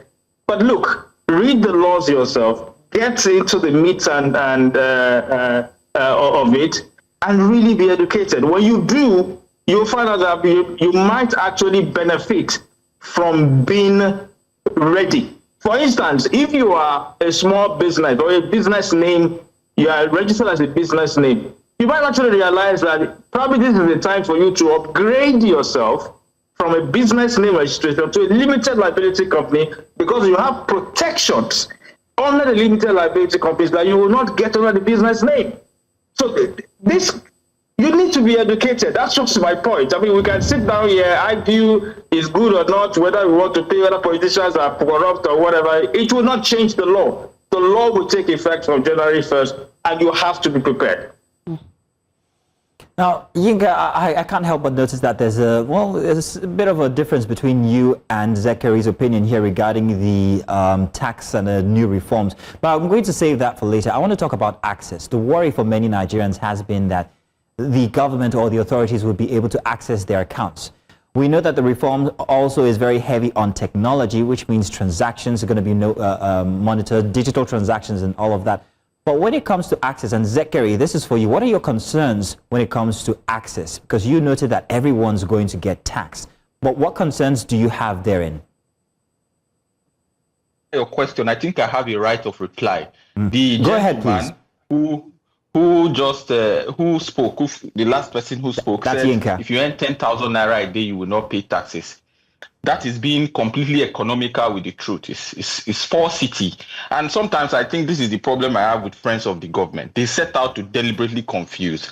10,000 naira a day is 300,000 naira a month, which is about 3.6 million in a year. If you earn such money, you will pay taxes in Nigeria. I can actually calculate it and let you have it. It's public knowledge.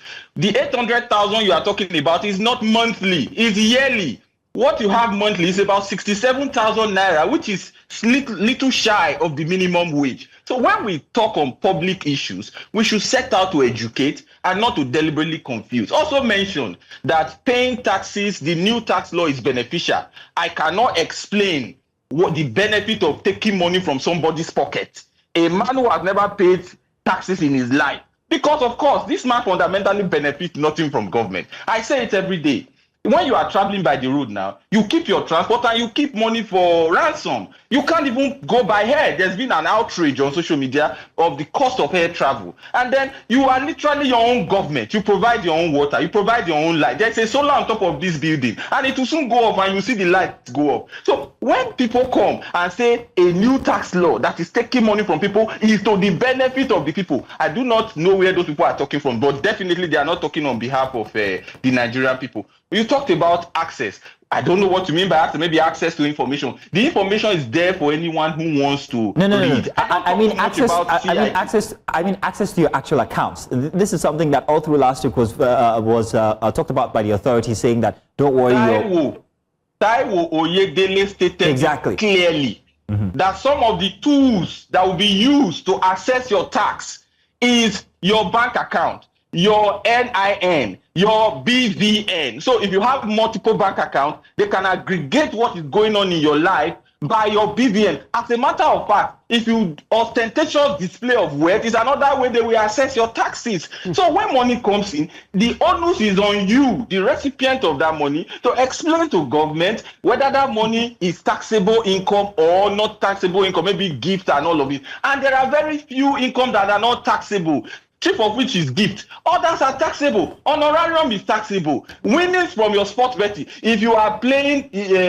sports betting, let me not mention names of sports betting so that I don't unwittingly do advert for any organization here. If you are into sports betting and you win, you will pay taxes. If you are into cryptocurrency, you will pay taxes. Whether you are legitimately earning or illegitimately earning, you will pay taxes.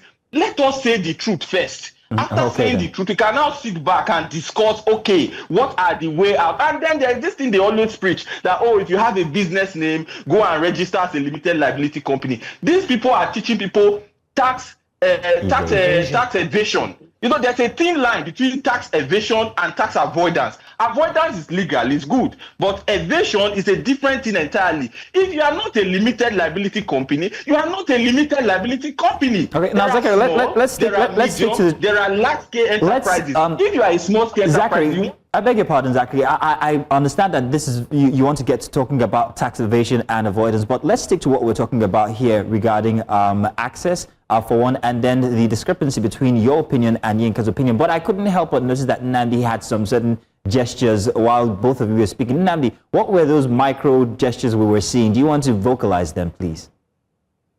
Yes, absolutely. So on one hand, I identify with Yinka's call for Nigerians as members of civil society, as part of the nation, to be accountable and to be knowledgeable about the tax laws and their responsibility. But I also have to agree with Zachary that I think it's morally reprehensible for the Nigerian government, given the amount of capital flight, waste, and fraud and abuse that happens in the Nigerian system, specifically the political class, to now impose on the people and the various taxes that it's going to do with this new tax regime. It's really morally reprehensible. And I feel that pain that many Nigerians are going to feel, which is that, and I also want to clarify that Nigerians don't have an issue paying taxes. Nigerians have an issue with what do you do with our money? Mm-hmm. And the political class and the government, not just the Tinubu administration, but every single one of them, has never been accountable, has never shown any kind of transparency.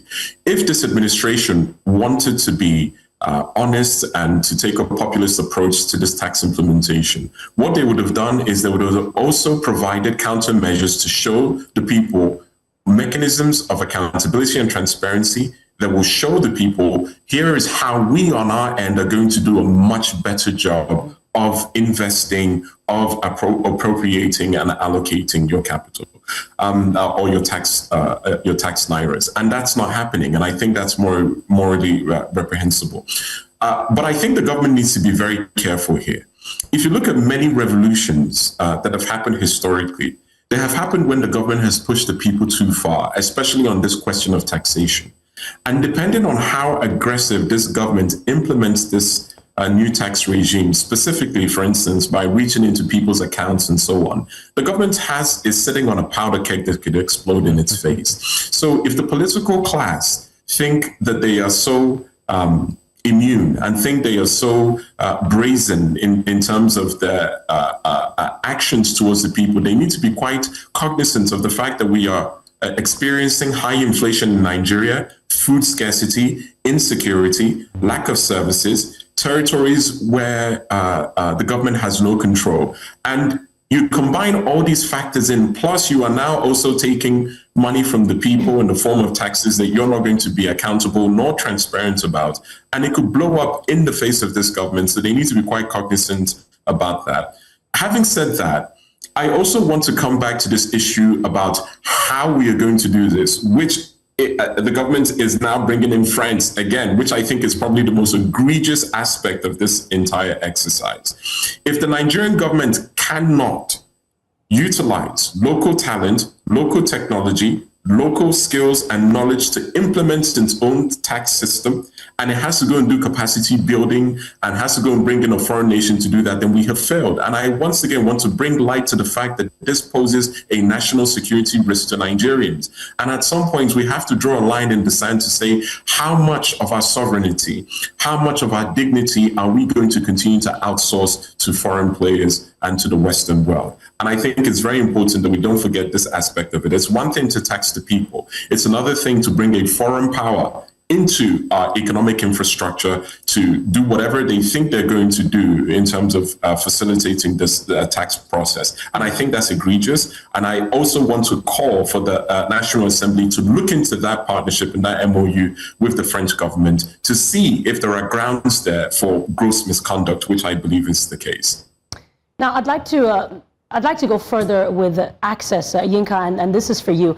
Can you just give me, in terms of accountability, are you now saying that the government can go into my account and take my money with no questions asked? And then I think the double edge of that is you mentioned how there should be a broken down, information that shows me where the money is going to. How do I then question that? Or is the government even willing to provide us with we go into your bank account, we take the money, and this is where the money goes? All right, so I need to reply the other gentleman. He said I'm a friend of government. I don't know where he's getting that from. I'm just a citizen of Nigeria, and I don't know. I think we should be careful labeling people for no reason. Secondly, he's absolutely right. Somebody that gets 10,000 naira in a day, that's 3-point-something million in a year, and that's good. I mean, that's 3.6, yes. So I was wrong in that completely.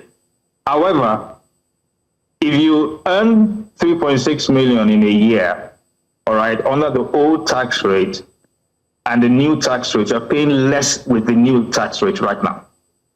So I mean, so that has to be. I mean, you can do the number, you can run the numbers as much as you can. So unless you are saying that somebody that earns, that amount of money in a year should not pay tax. I mean, and that's a different conversation at all. I believe that. Yinka, I'm tempted to ask for you to break that down for us under the old system and the new system. So this is the education we're talking about here, so people can absolutely understand. Could you do that for us? Yeah. I mean, well, so we have the graduated scale. I mean, I have to do the manual calculations, but it is a graduated scale. So if you earn, 800,000 naira in a year, your tax is zero rated, your PIT is zero rated. Okay. If you earn anywhere from 801 to I think 1 million naira, your tax rate is 15%. If you earn from there to 12 million naira, it is 18%. From 12 million to I think 25 is 21, 23%. And if you earn anywhere from 50 million and above, it's 25%. All right. And the only bracket in which your tax, your PIT increases is if you earn above 50 million naira in a year. And it's only even fractional, like 0.4% increase. So in reality, this is a progressive tax system that puts more money in your pocket if you are paying your tax with the new tax rate than if you were using the old tax rate. So unless people are saying that, okay, it's okay to not pay tax at all, again, that's a different conversation. I'm not, into that. Maybe that's where, maybe that's what the conversation should have been. Should we pay tax or should not pay tax? But I believe that the conversation today is about paying tax and how do we deal with the aftermath of the new tax law that will take effect from January 1st. On the issue of whether government has access to people's accounts or what they should pay, again, I say that people should be properly educated. A lot of these things that we're saying, that we're talking about right now, already exist in the old tax laws. In fact, the fact that if there's any tax audit on your account, the government has a right to go into your account and actually really just check it. That already exists with a lot of corporate entities, in which case they will audit you, they will go to your bank accounts, and they will make liabilities on top of it. The challenge here is, can they do this automatically without your consent? And I think that's an opportunity for lawyers to tax the government, maybe take it to the judicial process to be able to find out if they can really do that. But from what Tayo Idele is saying, he's saying that they will use all the data that they have to be able to aggregate somebody, to be able to determine exactly what income that you earn. Many people do not know that you have a responsibility by law to make tax returns every year. Yeah. You have a responsibility by law to make tax returns. So if you're not making your tax returns, you're already exposing yourself to liabilities. And so we must educate Nigerians. And then the last thing I want to say, please, before you chase me away, is this. We keep talking about Tinubu administration. Your PIT does not go to Tinubu. I don't know how many times we have to say this on air. It doesn't go to Tinubu. It goes to your state government. It goes to your governor. Your VAT goes to your governor, not to Tinubu's administration. So a lot of the benefits we're talking about here, a lot of the tax revenue we're talking about here, a lot of the accountability, the transparency, the everything we're asking will be required from the subnationals. So how about we begin to talk about targeting them? How about we begin to talk about what is transparency, what accountability is the Lagos State government giving me, the Ogun State government giving me, the Abia State government giving to me? All right, if we don't have this honest conversation and we keep talking about this in broad terms, we will lose the impact of it. And Nigerians need to be educated about what they need to do, tax responsibility, tax integrity, and the expected behavior that they should have. What kind of things they should allow to be transferred into their accounts the descriptions of these things, these are the conversations we must be having.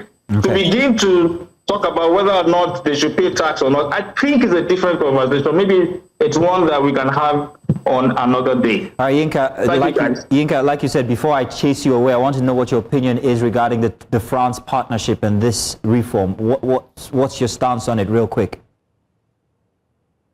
If what's that guy? Is it Zachary?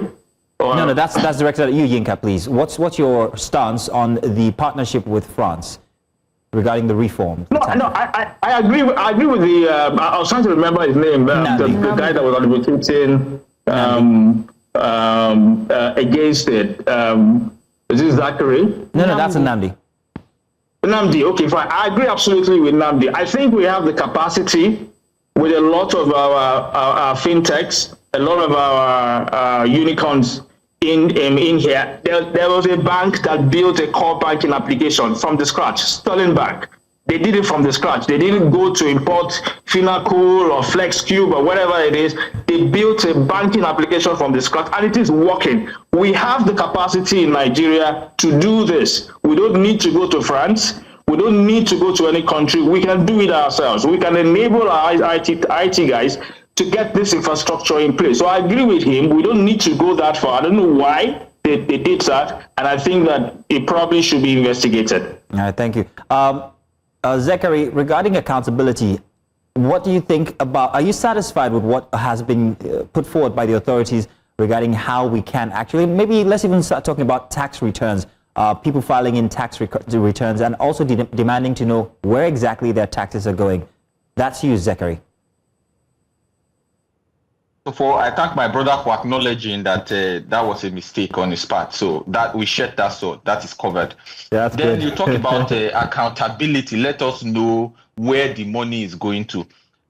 The government of this country has never been accountable, and I'm not being a mindless critic. Where is the money that was recovered from fuel subsidy? Can any of us in this studio tell me today how much we have gotten from fuel subsidy removal? So this is a government that is not accountable. It's like you are flogging a dead horse. And then you ask the question, I think this is important to our viewers. So someone who earns 10,000 naira a month, when the deductions are done, the first 800,000 that is tax-free, the remaining money with you, you are going to pay 15%. And like they usually would say that you are going to pay less. The former personal income tax scale was between 7 to 21%. Agrees that then it starts from 300,000 naira tax-free. Now it's 800,000 naira. But now you are going to pay 15%. 15% of 2.9 million, your annual income, is not a joke to the Nigerian of today. Especially a Nigerian that provides everything for his or herself. You provide everything for yourself and your family. To answer your question so that I don't derail too much, the government must show goodwill. Account for custom and excise duties money. Account for the VAT they are already collecting, the money they collect from beer and all the other things. Account for the money that we get from exploration and exportation of oil. As we speak, Saudi Arabia, that is doing figures that we cannot imagine, can tell every single barrel of oil that leaves his country. Our country cannot account for the amount of oil leaving our shores on a daily basis. Big ships come here and take oil, and they will convince you and I that it is crude oil theft.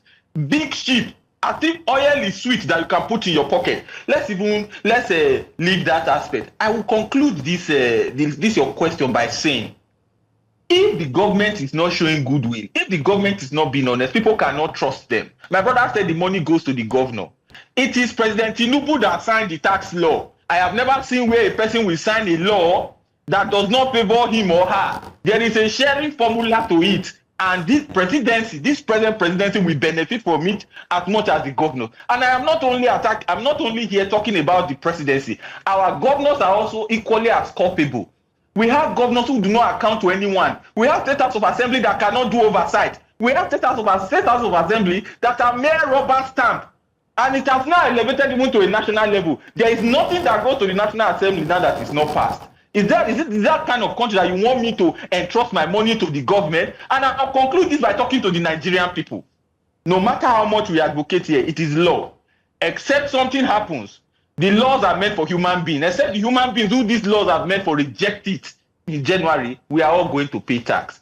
You that is pretending not to be interested in politics. 93 million people were registered to vote in the last election. 93 million.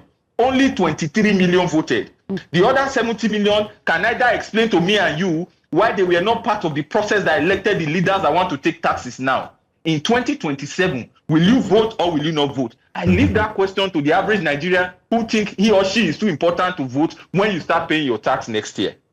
Zachary, that's a very interesting way to bring it all back to responsibility for the average Nigerian. And I don't know if Nnamdi has something to tell about that responsibility and what we are into now and what we could do. Nnamdi, do you have a final thought? And if you could keep it summary, please. No, 100%. Again, to break the tax conversation into its constituent parts. On one hand, the government has a responsibility to broaden its tax net, no problem. But the government also has a responsibility for accountability and transparency, and it's been woeful. The second point is in terms of Nigerians. I think we should be very careful and sensitive not to lecture Nigerians about their responsibility to pay taxes in a state that gives them, quite frankly, nothing. I believe that we are living in this failed state in Nigeria where the basic services are not given to us and you have to provide for yourself.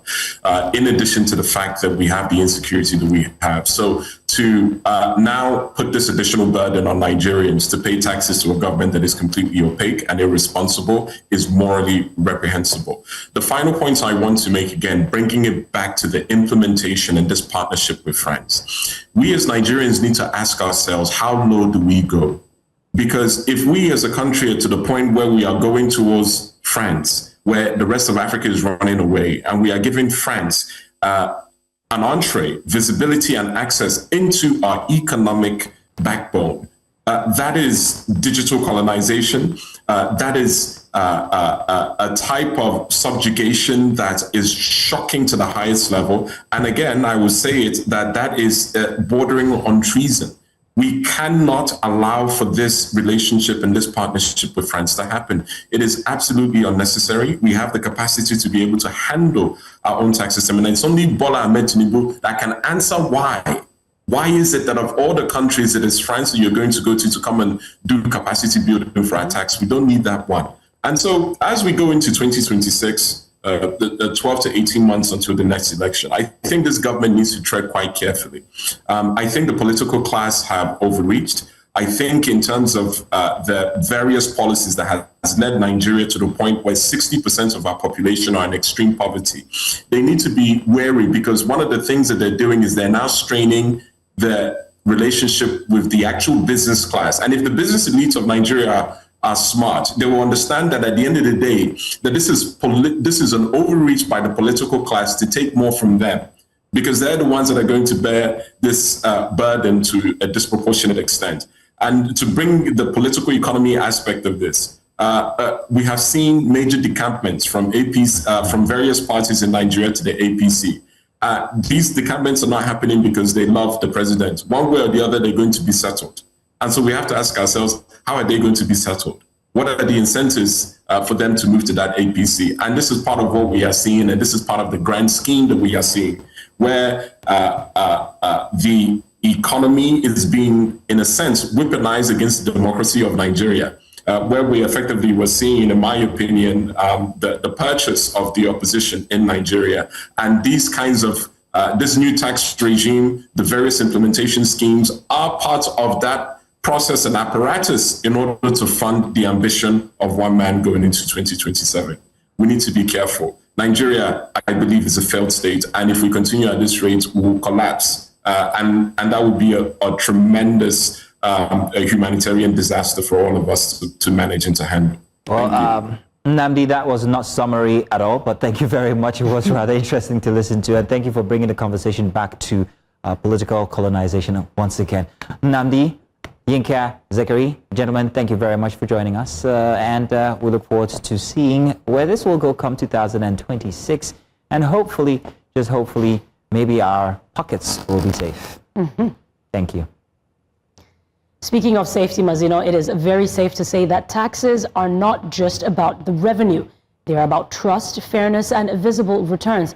Whether these reforms succeed will depend not on promises, but on how honestly they are applied and how clearly Nigerians can see the benefits in their daily lives. Well, let's stay tuned. We've got more coming inside the final hour here for Breakfast Extra.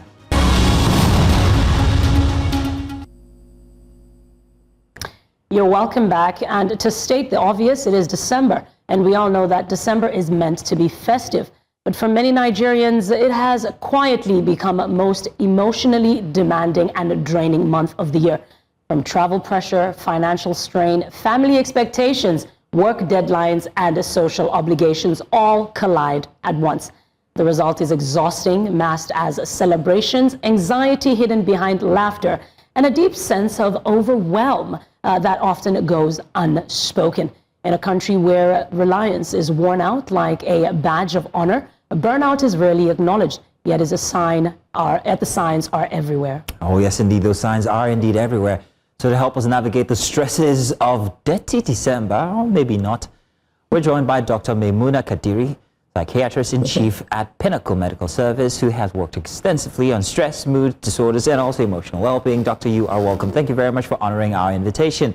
Doctor, what's your December like so far? Stressful?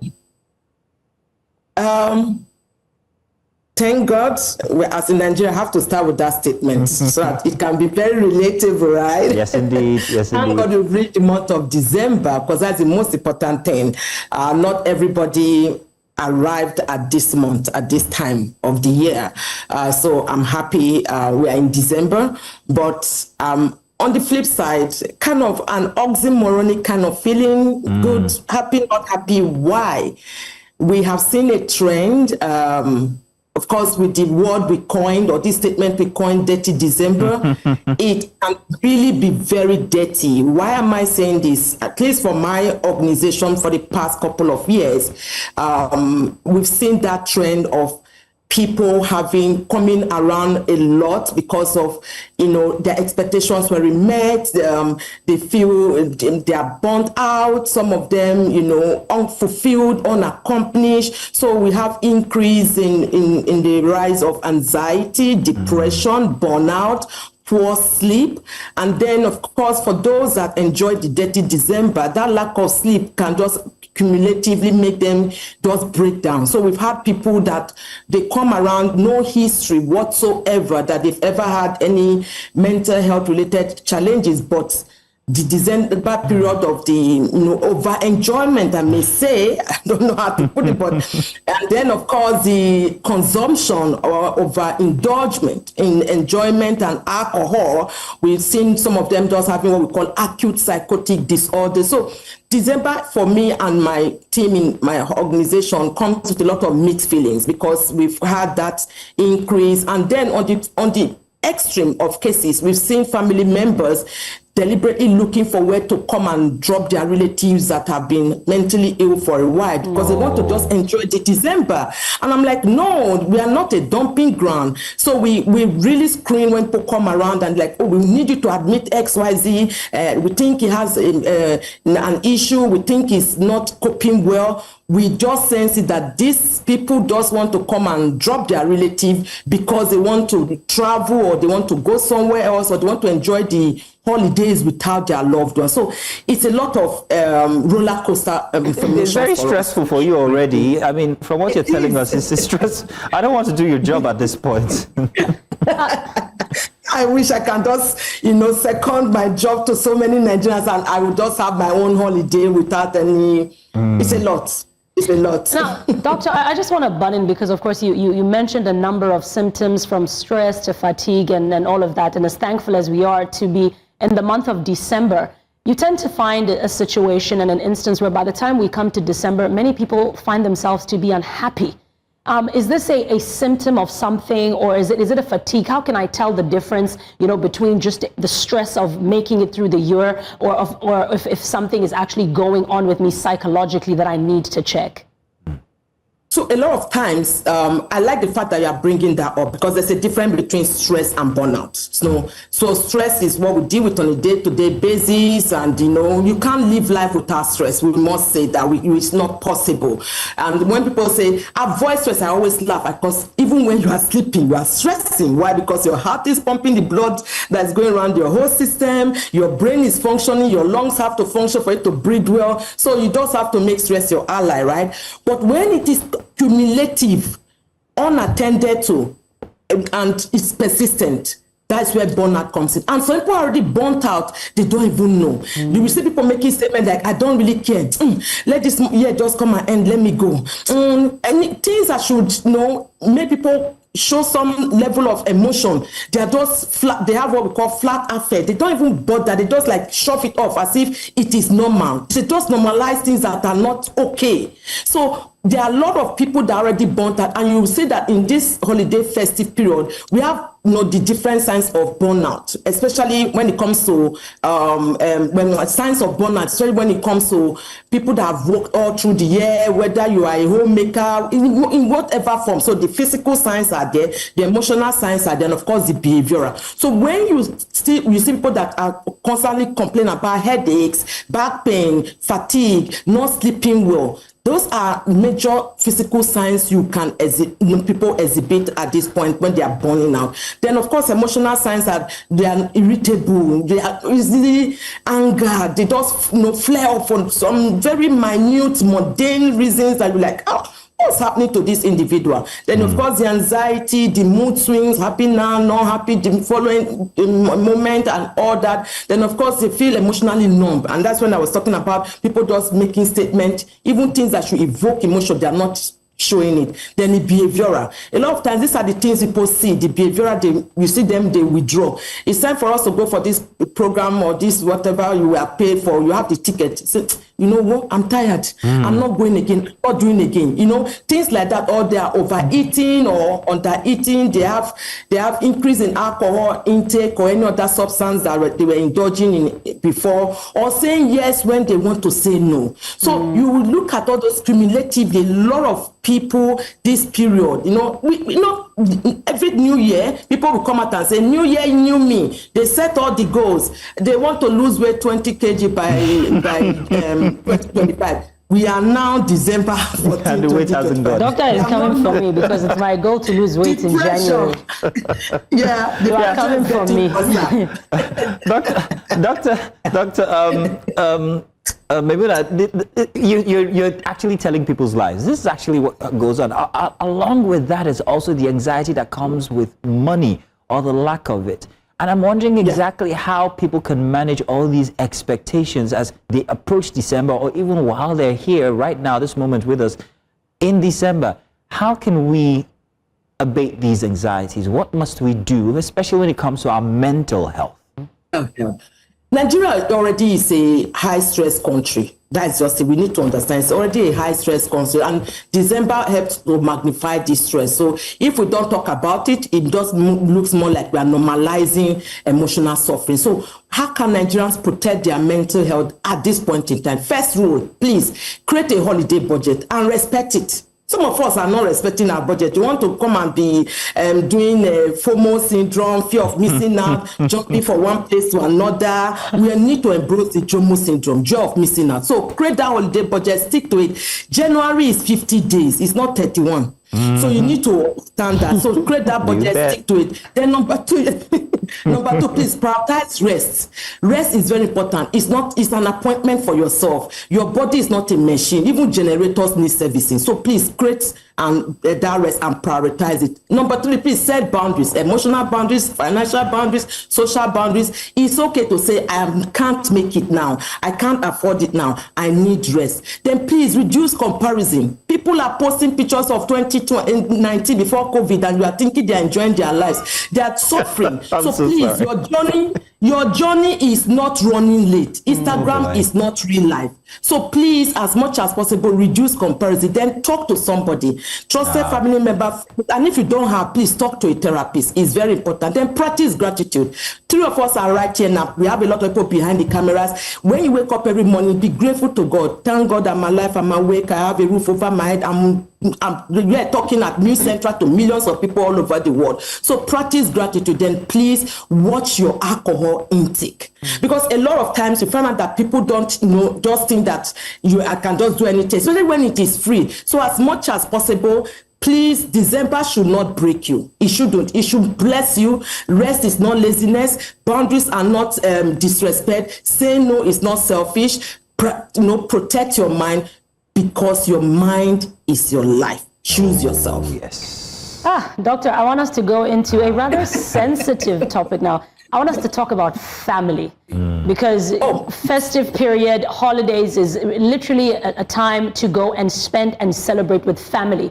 The thankfulness and the joy that you spoke about, that's something that we like to do with family. But what then do we do when we get to a place where the expectations from our families become an emotional overload and we just, quite frankly, don't want to go home? How do we solve that problem? I like the fact you brought about family, because most times in festive period like this, that's where people that haven't met themselves for a long period of time, cousins, aunties, uncles, will meet. Some people, they get re-traumatized because a lot of family flu, and of course conflict, right? They are putting pressure for people to reconcile, even if they have long-standing issues amongst themselves. So, but again, we understand the power of what we call psychosocial support. Nobody's an island. We saw what happened to us during COVID, the lockdown, the isolation, and people, at this festive period, they feel isolated. They are lonely, even amongst a lot of other people. So how families can support each other? Please don't pressure your children financially. Daddies and mummies, we know. The Ankara, the this, the that, they have to buy this. I'm going to the village, the Umunas, all those. Please don't put that pressure on them. Be kind to those who didn't make it this year. So you mustn't put people and say, oh, they must come. If they are not able to make it, please be kind to them. Ask genuine emotional questions. Don't judge people. Family is everything, because if you are bad, it's family that you come back to. You are good, it's family that you come back to. Be as much as possible, be sensitive. Some people are grieving. Some people have lost a lot. There are people, whether it is money, their job, and all that. And most importantly, please spread love, not comparison. Let home be a place of peace, not performance. What more can I say, Doctor? That is just perfect. That's beautiful. I couldn't agree more. I before we let you go, wanted to emphasize the role of sleep, by the way. And I lately I have a relationship with, 12 hours of the day I'm sleeping. I don't know if that's healthy or unhealthy, but I know that it really does help. And I'm wondering what you, as an expert, think when it comes to the association with sleep and the, especially December. Yeah, it's our superpower. Let us not, especially Lagosians, when we talk about sleep, they'll just exit the WhatsApp group. Like, no, there's a traffic, I will know you have to go to work. Sleep is your superpower. You need sleep to revamp, to rejuvenate, to re-energize, to refocus, to re-strategize for whatever you have. You need sleep, at least 7 to 8 hours. That is what the World Health Organization talked about sleep. Stop giving excuses. It's not a badge of honor to suffer. Nobody is going to give you any award or accolade. You need sleep. People sleep. Don't stop saying Jeff Bezos sleep, Aliko Dangote sleep, or $10 sleep, Bill Gates sleep. So stop giving those excuses, because if you don't sleep, when your body sleeps on you, you may not be able to tell us what has happened. So please find that time to sleep, and we need you to practice good sleep hygiene. The way we practice hand hygiene during COVID, we have what a whole well documented protocol for sleep hygiene. So what we talk about when it comes to sleep is the fact that please have a sleep routine. If you want to sleep by 10 and wake up by 6, fine. 11, wake up by 7, fine. 10 and 9, wake up by 5. Just practice good sleep hygiene. Then what you eat, what you drink, exercise, what you consume, at least 3 to 4 hours before bedtime. Don't exercise too close to your bedtime. Don't drink caffeinated drink too close to your bedtime. Don't overdrink too close to your bed. So practice those ones. Very, very key, very, very important. Make sure your room is aired if you don't have AC, right? Make sure, if it's AC, put room temperature. Make sure the room is dark enough, because when the room is dark, it promotes melatonin production, which you need to sleep well.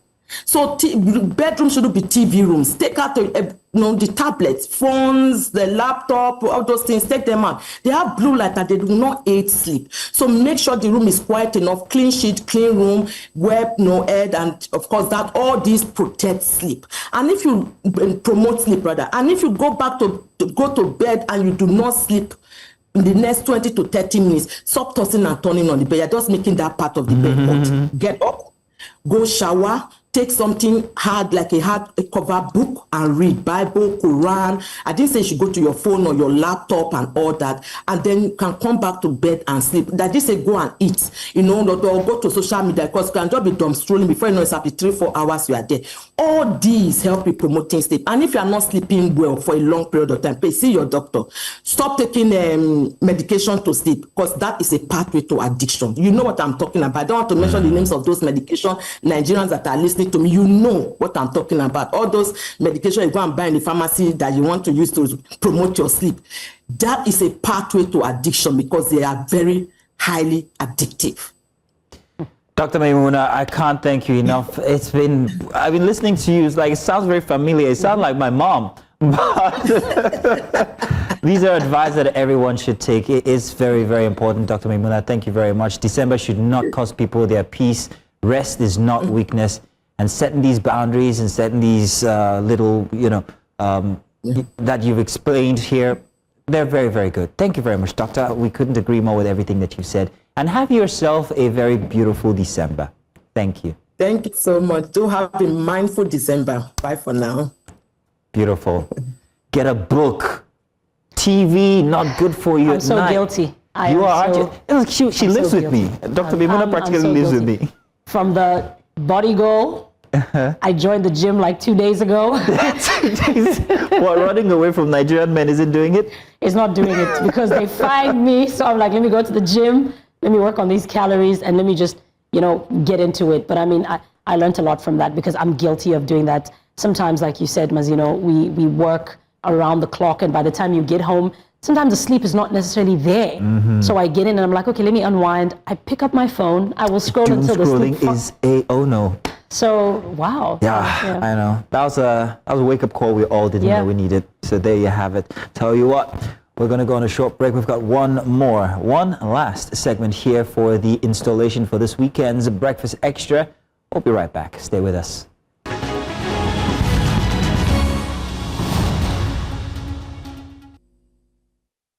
Welcome back. Our final big story for today, and indeed our final segment. It's another one for Breakfast Extra, and we're talking politics in Rivers State. Yes, again, where it's entered another defining moment. Governor Siminalayi Fubara's defection has intensified debates around loyalty, power balance, and also governance stability in one of Nigeria's most politically active states.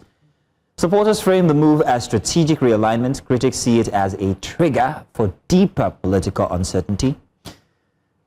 Yes, Rivers has long been shaped by strong personalities, shifting alliances, and high-stake power struggles. Defections here are very symbolic. They alter legislative dynamics, influence local governance, and shape the political mood on the streets. The central concern now is whether this move stabilizes governance or deepens division at a time where citizens want delivery, not the drama. So, to examine the implications, we are joined by Opunabo Nkotaria, civil rights advocate, and the former special advisor to former Governor Nyesom Wike, with deep insight into Rivers politics and accountability, civic accountability. He joins us now. Good morning, sir. Thank you very much for joining us, Mr. Nkotaria. I'm very excited to have you here because I know that the drama is going to unfold, and you give us details regarding what's unfolding here inside of, or there inside of Rivers State now. So last week we saw the card being presented to the Governor Siminalayi Fubara, now an APC member, and it got people talking so much about what the implications of this is. There were many words that were bandied about, one of which was state capture, and so on and so forth. But sir, what's your stance, first off, before we're going into the critical questions regarding his move from the PDP to the APC? Well, can you hear me, first of all? Yes, we can. Yes, sir. Okay. Well, I appreciate the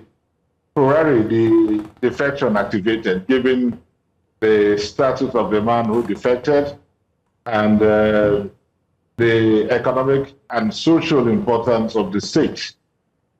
So that is well appreciated. But let me say this, that in Nigeria, parties are not planned on ideologies. In the morning, somebody is in APC, in the afternoon is in PDP, in the evening is in ADC. And that is simply because in Nigeria, people are not loyal to our parties, we are not loyal to our constitutions, we are not loyal to the country, we are loyal to individuals that we refer to as our godfathers and as our leaders. And that is why if the individual moves from a particular political party to another, you see all his followers, his aficionados and co, moving from that party to the new party that their leaders have defected to. So I don't know why anybody would want to quarrel with the governor for defecting, because being a member of a political party is actually because that political party is seen as a special purpose vehicle that will take anybody with political ambition to his destination. People are not members of political parties because of the ideologies of the political party. So it should never. What we should bother ourselves with is if such a defection is going to affect good governance, delivery of the dividends of democracy.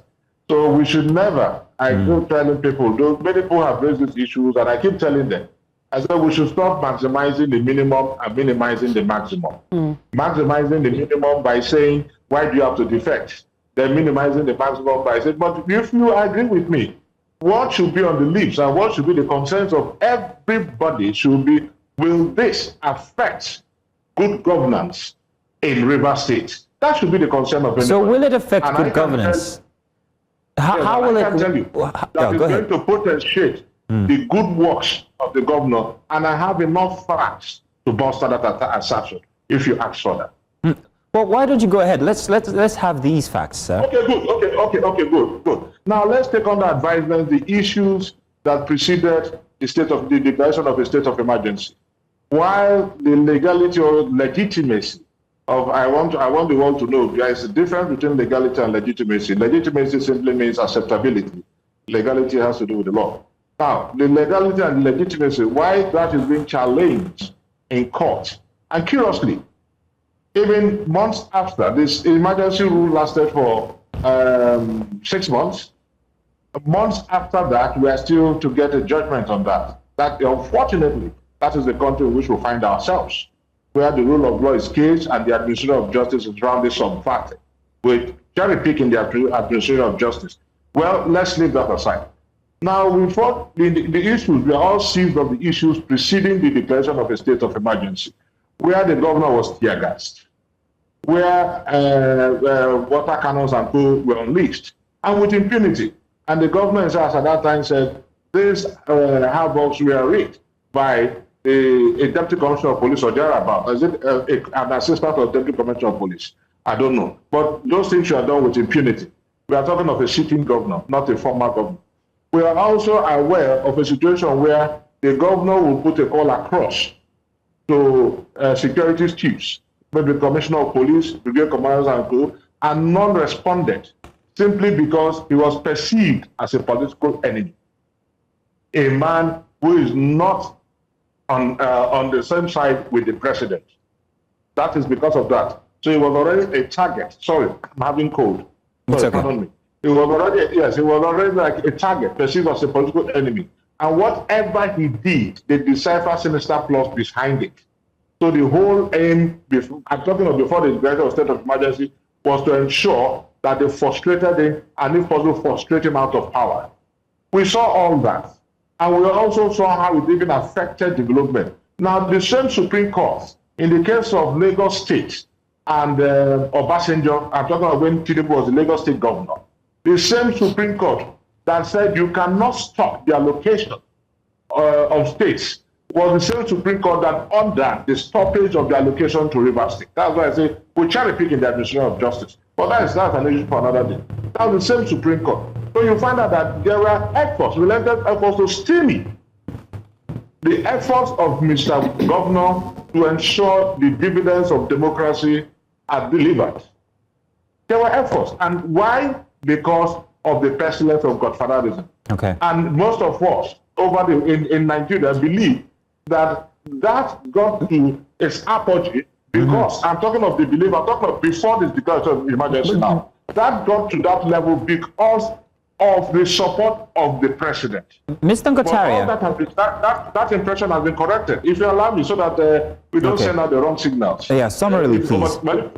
If you want to, okay, I'll summarize. But now, the House of Assembly also wanted the commenced impeachment proceedings, save the delay of the panel to be set up by the Chief Judge before the President intervened with the state of emergency, suspending the House of Assembly and suspending the governor of the state.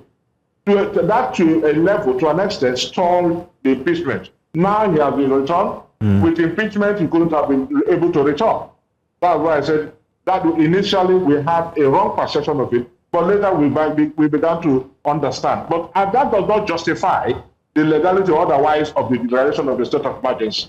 It doesn't justify it because the governor is also an elected person. So is it right or wrong? It's left for the Supreme Court to decide that. All right, we'll come to that. Now, the governor...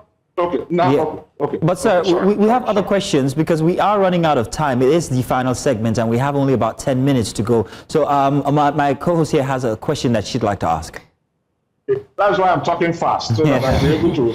I know we just have 25 minutes. Yes. It's quite a while, my brother. Yes, indeed, it has. Now, Mr. Nkotaria, my question to you is that even if the defection is legitimate, let's talk about the morale of the defections right now. And at what point does the Nigerian law come in and speak to the defections that take place at such robust and critical points? Okay, yes, we'll go to the moral of the defection. But don't forget, for example, okay, let me go back to the issue of security. The governors are supposedly the chief security officers of the state, isn't it? But I will tell you that they are just titular chief security officers because they cannot actually give instructions, command to a commissioner of police. They cannot give command to a brigade commander.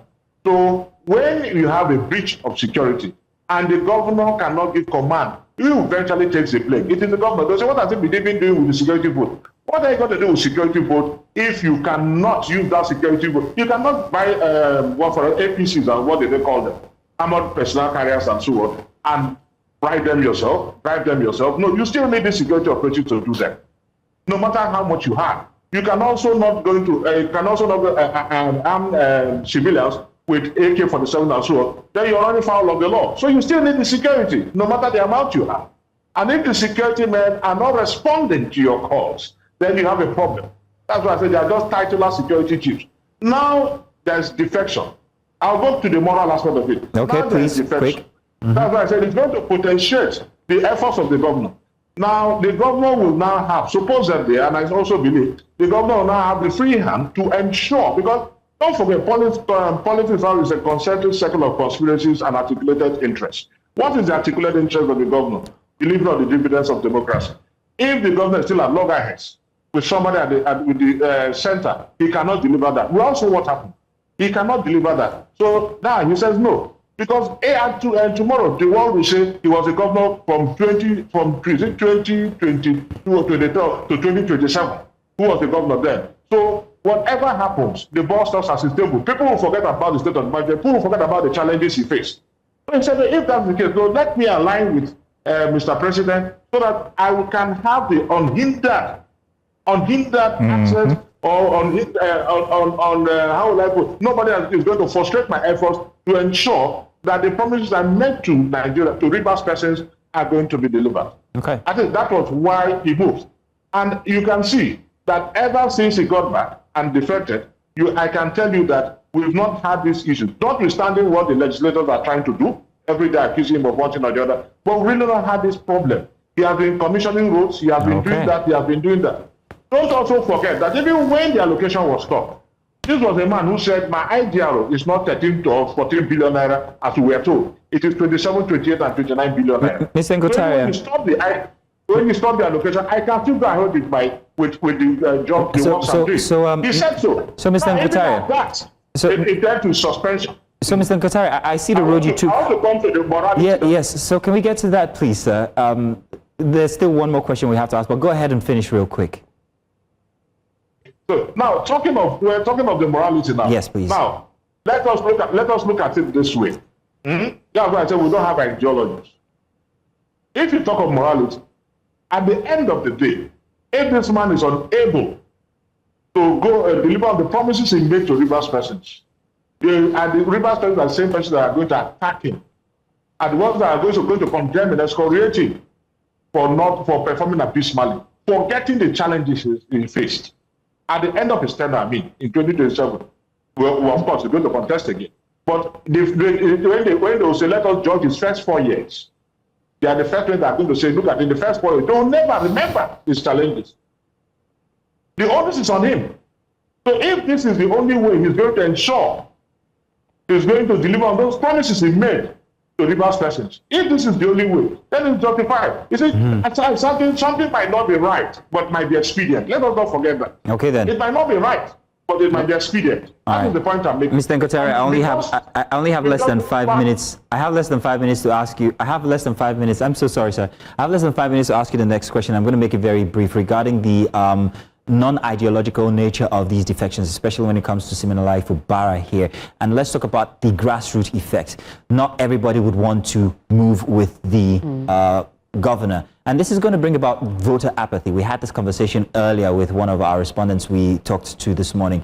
What does that say about grassroots politics? What does that say about what the people absolutely want? What does that say about 2027 and voter apathy, please?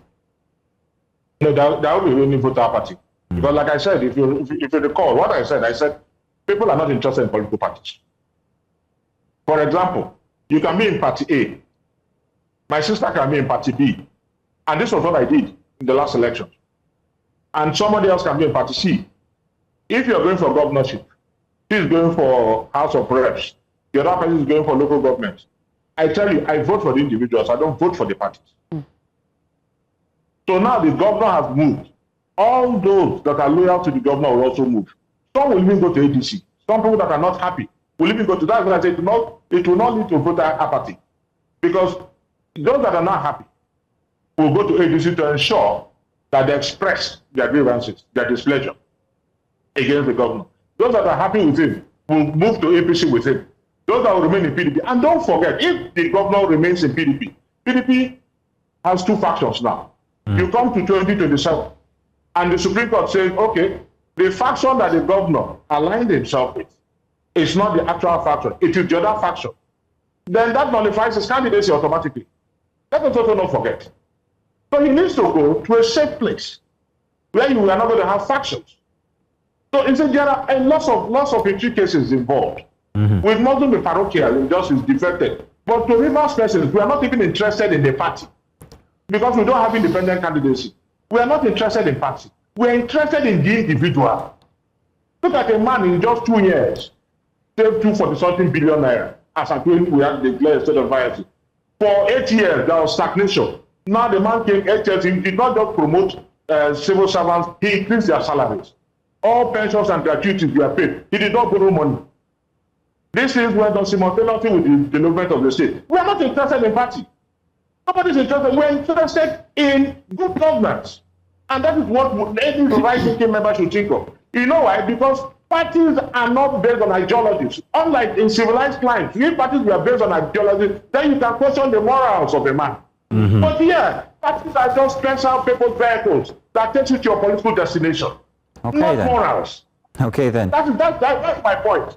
Yes, and we do get that point. We do get that point, absolutely. I think you've made it times without number through the course of your response here today.